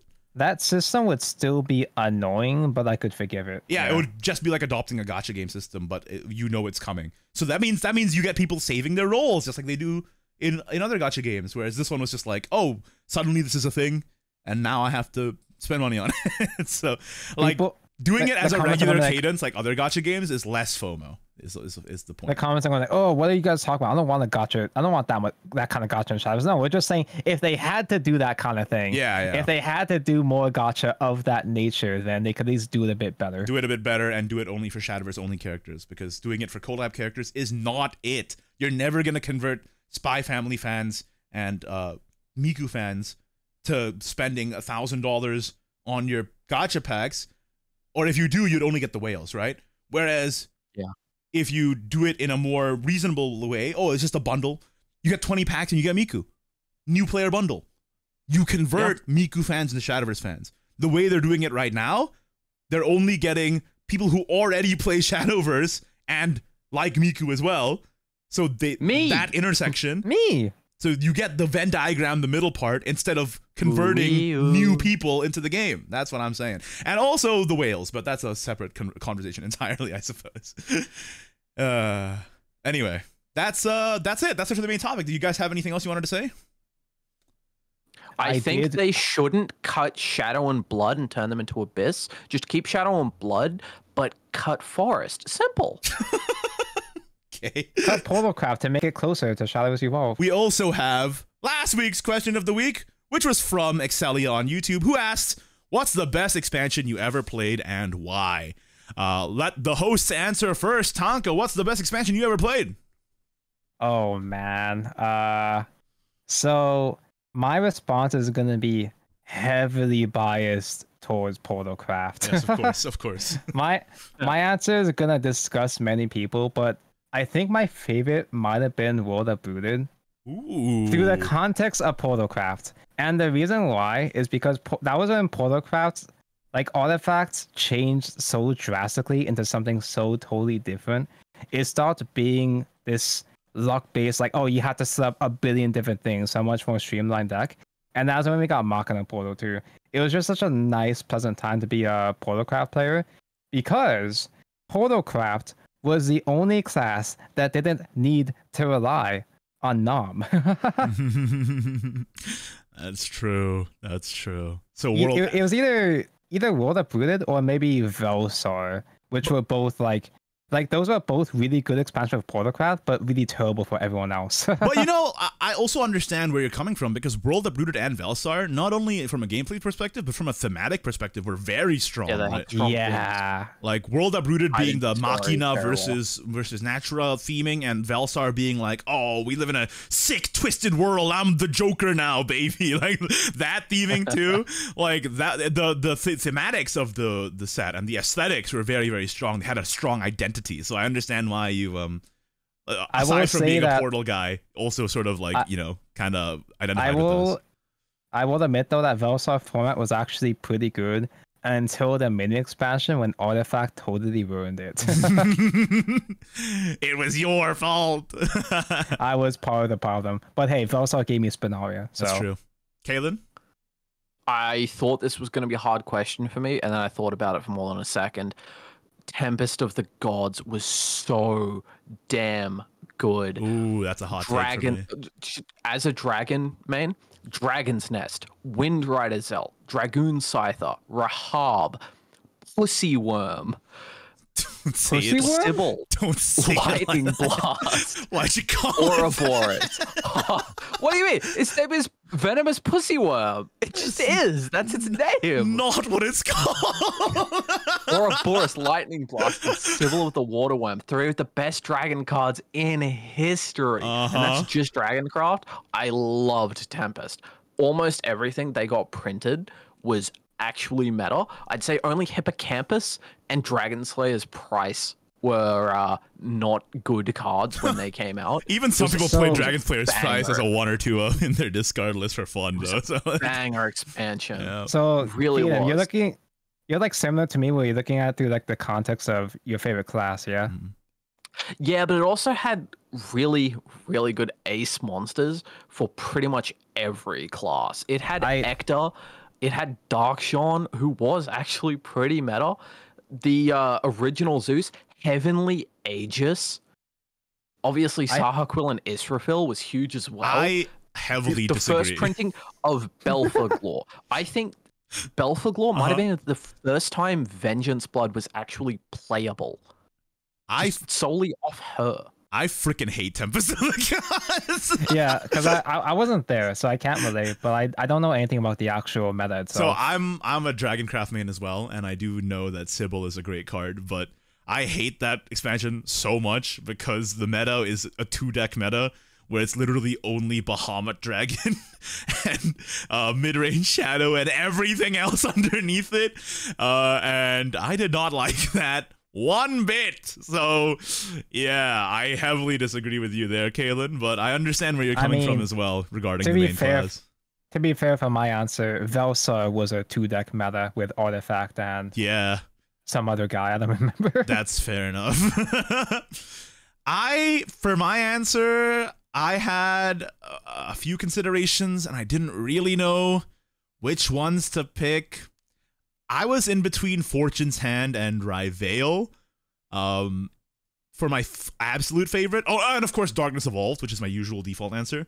But that's really old, and I think personally I might be looking. Only I remember that. Yeah, I might be looking at Darkness Evolved through rose-tinted glasses, Kalen, honestly, because I was still new to the game and I was like a fresh, sprightly young man trying out this cool new card game, just getting into the swing of things. Oh, the meta's so varied, but it might have just been because I was low rank. So disregarding Darkness Evolved, which I like for personal nostalgic reasons, I think it's probably Fortune's Hand or Stormharbor Ryveil.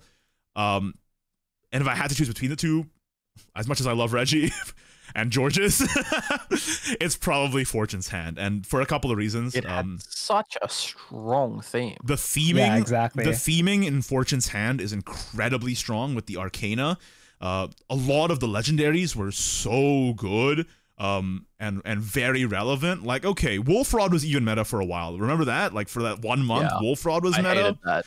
Uluwan is a meme, but he's the funniest meme ever printed in the entire game. Beautiful artwork. Linko the Fool was meta for a while. Ernst Justice was never meta, but you know what was? One of my favorite cards ever made for Dragoncraft, Turncoat Dragon Summoner, which added so much depth to discard Dragon that, like, made the deck feel so fun to play.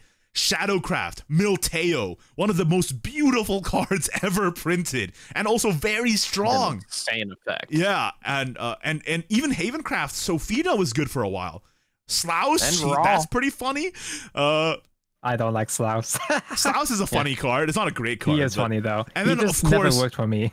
Of course, this card was overpowered on release, but after it got patched a little bit, it became a super skillful card to play with. Zelgenia, the poster boy of the set, other than he's the back Fool. to 5/5/5 now. Yeah, but he's not as good these days. Yeah, but it doesn't matter. Yeah, but back in the day, Zelgenia was super OP, and then they nerfed him, and then he became one of the most skillful cards in the entire game. When do you invoke this? Do you play a card to even give them a target for the invoke? Like, there's so many considerations for it. Anyway, Fortune's Hand, one of my favorites. Yeah, post-nerf Zelgenia was base, Yeah. All right. Yeah. Now let's take a look at what the community answered. As usual, I asked YouTube, I asked Discord, and I asked Twitter, and we're going to pick out 3 responses from each. So on YouTube, from CG Erardito, who writes, "Hey Tango, He writes, World Uprooted. I'm a big sucker of nature versus machine narratives, and it released on the same window where they still have the original Natura and Machina set as well, making many Natura and Machina decks everywhere while also polishing up each of their respective Natura Machina crews lore. So very thematically consistent. Like, yeah. Everybody hated Nom, but I still loved playing with Machina again. Machina across all the classes is one of my favorite aesthetics. Obviously, I'm Portalcraft guy. I like robot stuff, but most of the Machina decks I vibed with. So yeah. Yeah. Natura, I'd rather not talk about Natura. Kaylin, your thoughts on World Uprooted? I loved it. I don't know what to say, but I did like it. Yeah, I the cards, so I can even remember what was in it. But it blends together with the Natura and Machina expansions before it. Shipsbane Plessy, that card was broken. Did it ever actually get unnerfed? Shipsbane Plesiosaurus is one of my favorite cards ever. So. It did get. Oh yeah, it did. Broken on release, actually broken. Grimoire Death Teller still ruining the game in Unlimited to this day. And yet we love it. The more I think about it, the more toxic World Uprooted was. I was just thinking like, oh, Nom was toxic, but then it He Who Wants Rock is one of the best looking cards ever printed. Yeah. That's just factual. World Uprooted is Patrick Rhinoceros Knight was a card. I think World Uprooted it's the divisive set in that the aesthetics are super cool and the theming is super cool, and there were some great cards, but also it ruined the game in a lot of ways. it was definitely frustrating to play a lot of the decks or against a lot of decks, but I see both sides. I can't help but love it. Yeah. All right, we got Lemon is on YouTube, who writes, Roar of the Godworm. It was so fun, especially when Latica became meta again and everyone was playing it, even though it was the 4th best deck in the meta at the time, which allowed the other non-meta decks to shine, apart from being one of the most complete metas ever since Fortune's Hand. Now that's an interesting take. Roar of the Godworm. Dude, I hated that version of Latica until Godworm, I think, because that was when they got the Carbuncle, yeah? Yeah. The Carbuncle build of Latica was actually really fun. Mm-hmm. And Roar of the Godworm is an interesting set. It was a very high power set too, honestly. Like with Bahamut and all of them. Ultimate Bahamut was the definitive dragon deck for way too long. So I got so sick of Bahamut. Yeah. Yeah, but I don't remember the expansion. I don't remember Bahamut necessarily being like oppressive yet in Godworm. But I also don't remember that much from Godworm anyway, to be honest. We're like old men. We're just forgetting everything in our past. Yeah. Like, it's all passing us by. Was Godworm Kasim or was that Celestial Dragonblade? I think it was Godworm. I'll have a look. I think it was Godworm was Kasim and Rosa. It was, yeah. Okay, that meta's messed up. That meta's messed up. I cannot agree with Godworm being good. Okay. Well, putting aside Resonance Portal, I don't like Godworm because that's when they nerfed Artifact, and Artifact was never good again until right before Deus Ex Machina rotated out. Yeah.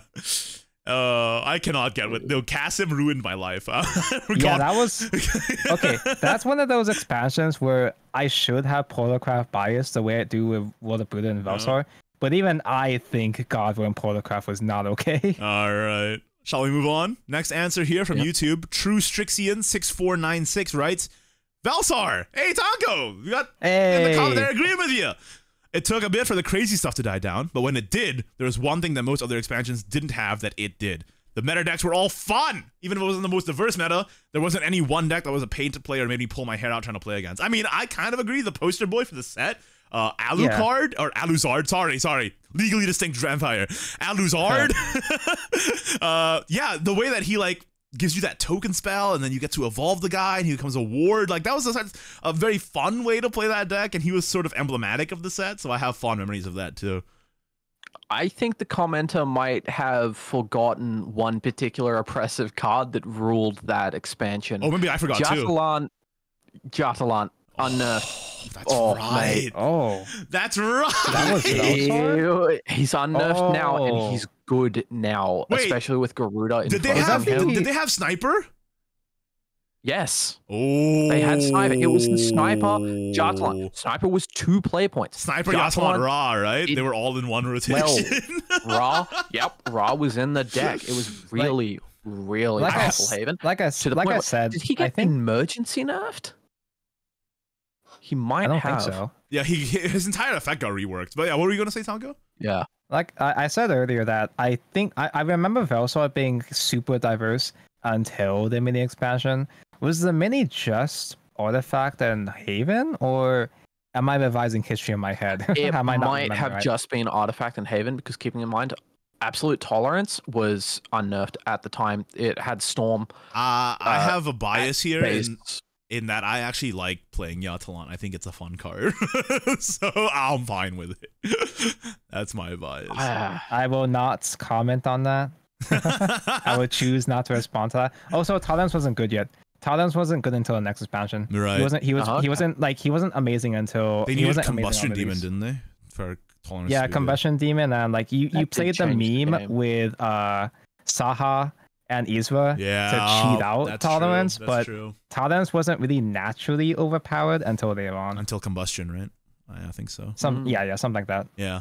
Anyway, Tonko and Kaylin about to block me on Discord for liking Jartalon. Anyway, moving on to Discord. We got a couple of spicy opinions on this one from Rura, who writes, "This is an opinion I will get crucified by. It's Wonderland Dreams, and it's not even close. I started playing from Rise of Bahamut, and I was a Control Blood main. I exclusively played that all throughout the expansion and Tempest of the Gods. The moment I got bored of it, Wonderland Dreams was announced. I always loved fairy tales, so the concept was already something I was into. And that expansion dropped the single card that got me back into playing, Siren's Tears. With Siren's Tears, Test of Strength, and Dark Alice, it was my favorite deck at the time. And then a few expansions later, Nicola dropped, and it was very, very fun. And then Cygames reworked Siren's Tears and killed its usability. In general, among all the reverted cards, it is incredibly unfair that Siren's Tears is still like that. Anyway, it's Wonderland Dreams because I love control decks. They feel like me playing with my food."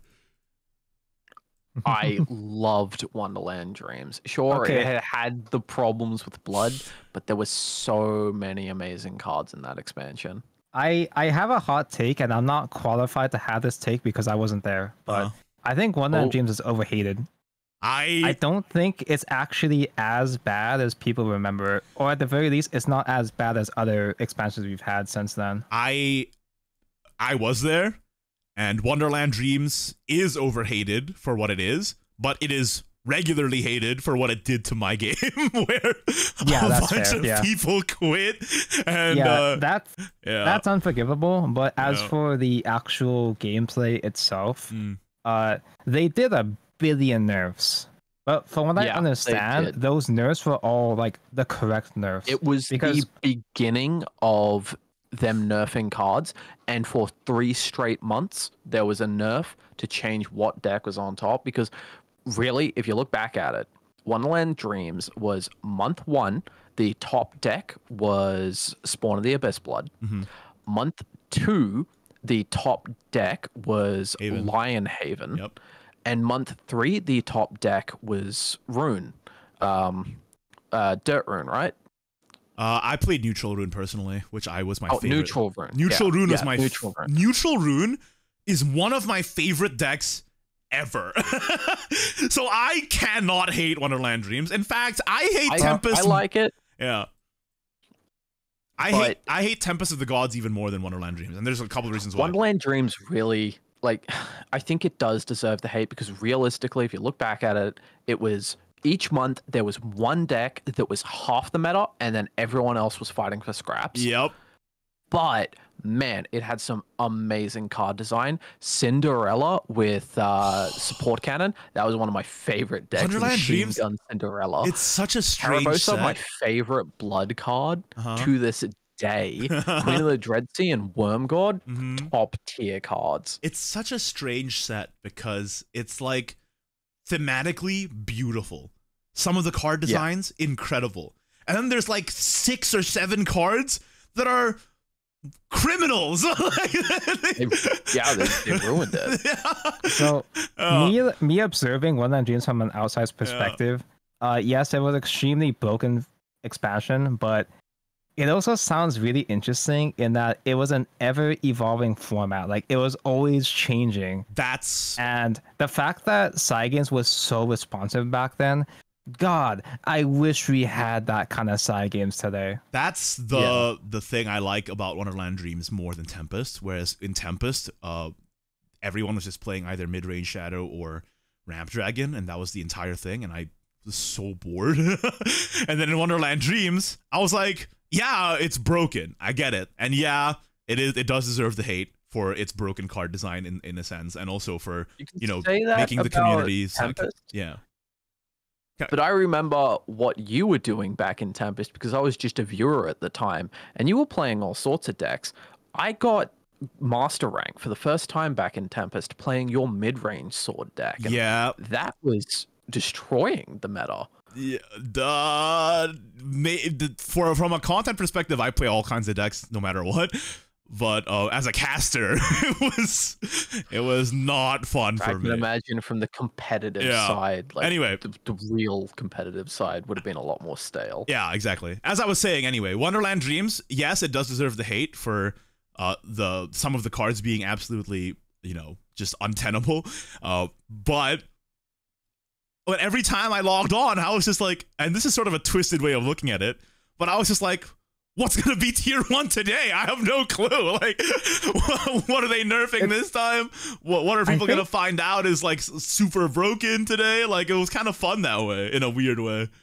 Maybe I'm looking at this from this perspective of like me as a Yu-Gi-Oh player, where I'm just used to total bullshit, and sometimes I kind of like the challenge of conquering that bullshit. And again, like I was saying, one of my favorite decks ever made, Neutral Rune. I could never hate Wonderland Dreams, man, despite all of its crimes. It's like she's so toxic, but I still love her. All right, moving on. Fang Lang Shun comments, Alter Sphere. It was massively unbalanced, but for some reason all the top decks just clicked with me. Turbo Satan was amazing. I remember this. Hell yeah. And you know what?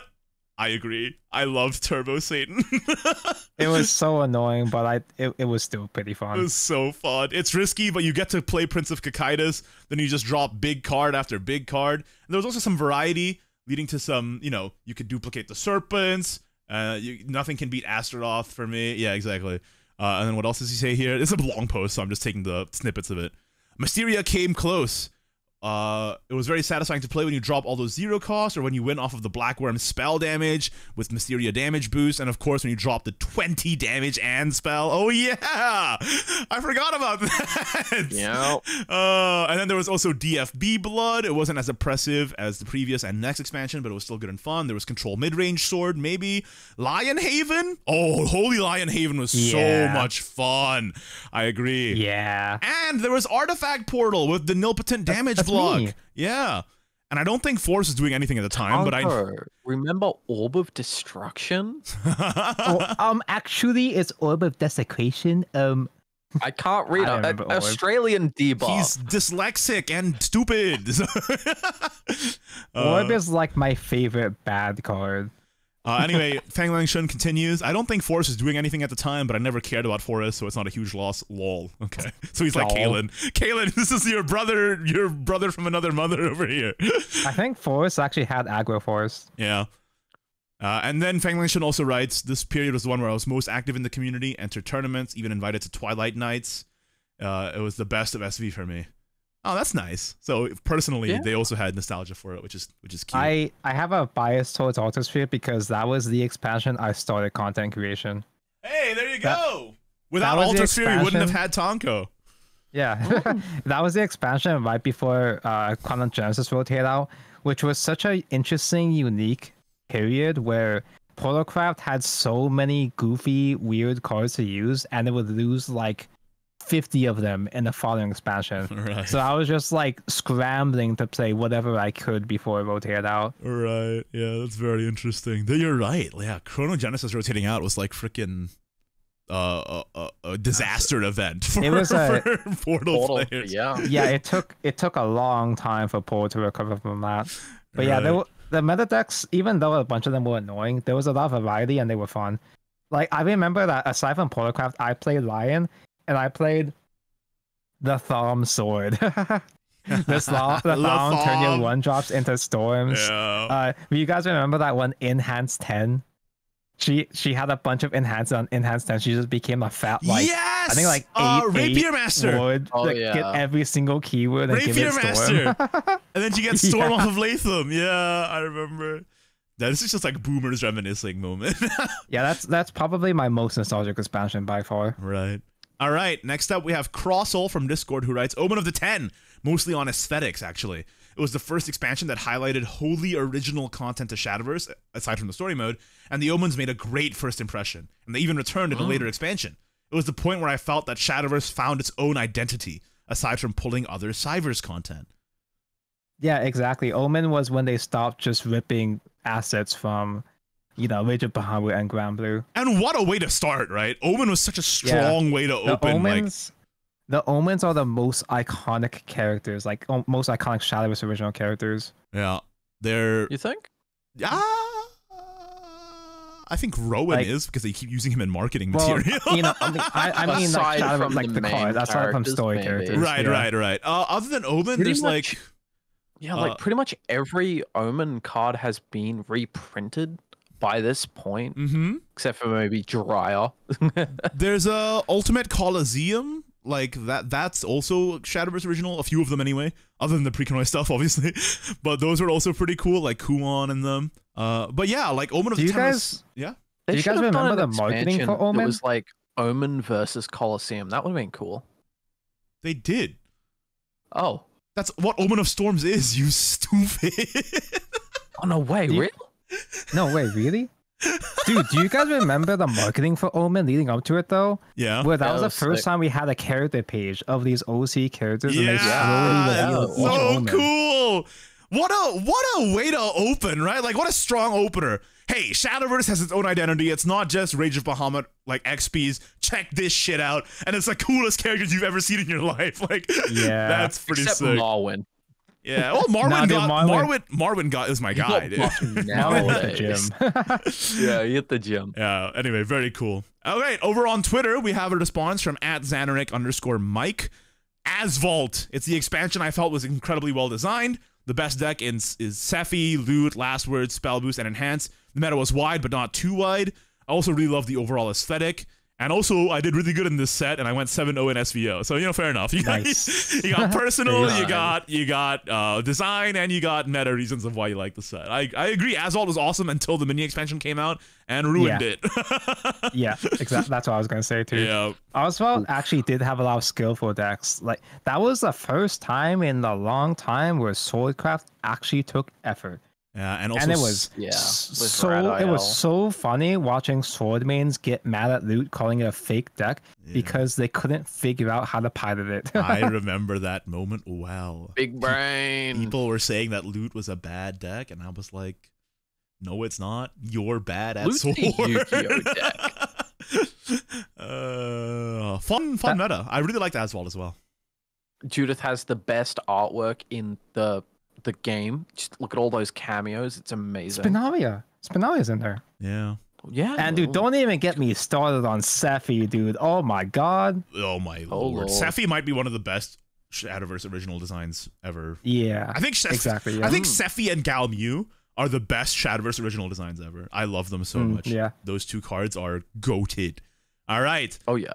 Next up, we have ABG Thai Guy, who is actually a Legends of Runeterra competitive player. They used to be a Shadowverse competitive player, moved to Legends of Runeterra, and maybe might be moving back.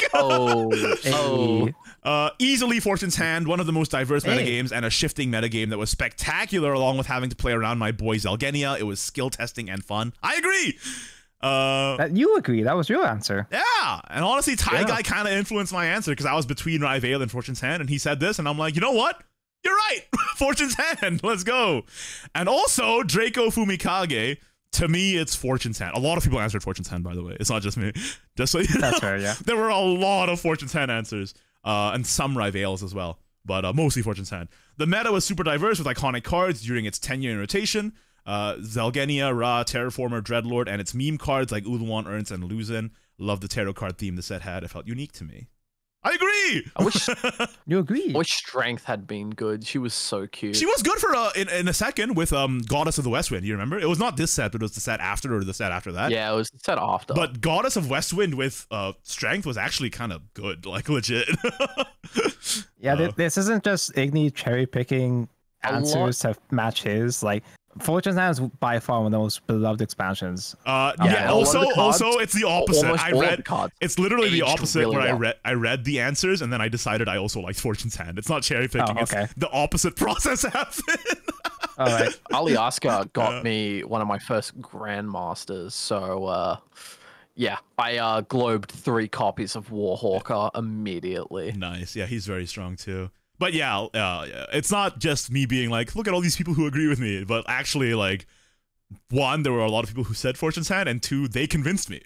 So yeah. To link in with today's main topic, what is your biggest wish / speculation for Shadowverse Worlds Beyond? Could be anything regarding the card game, the overworld, anything at all. Let us know in the comments down below. I'll be asking, as usual, on YouTube, my Discord, discord.gg/Ignideus, and on Twitter. So make sure you tune in to that. But guys, this is the longest Evolve point we've recorded yet, at over 2 hours long, and I'm frankly not gonna edit it very much because I have to pack my bags to go to Japan. I just want to say, get the raw experience. Yeah, exactly. We're doing it raw. Don't wait. I wish I didn't say that. Anyway, I also want to say, don't expect the episodes to usually be this long. And again, just a reminder, I will be in Japan next week, so we'll try and get an episode out. But it might not happen, and if it does happen, it's definitely not going to be this long as well. We just had a lot to cover this time around. Everybody, thanks for listening. You can check out our socials in the description. I've been Ignideus. That's been Lord Kalen. I think it has been. I'm not sure. And I was here too. Yep. Such Patanko was also here.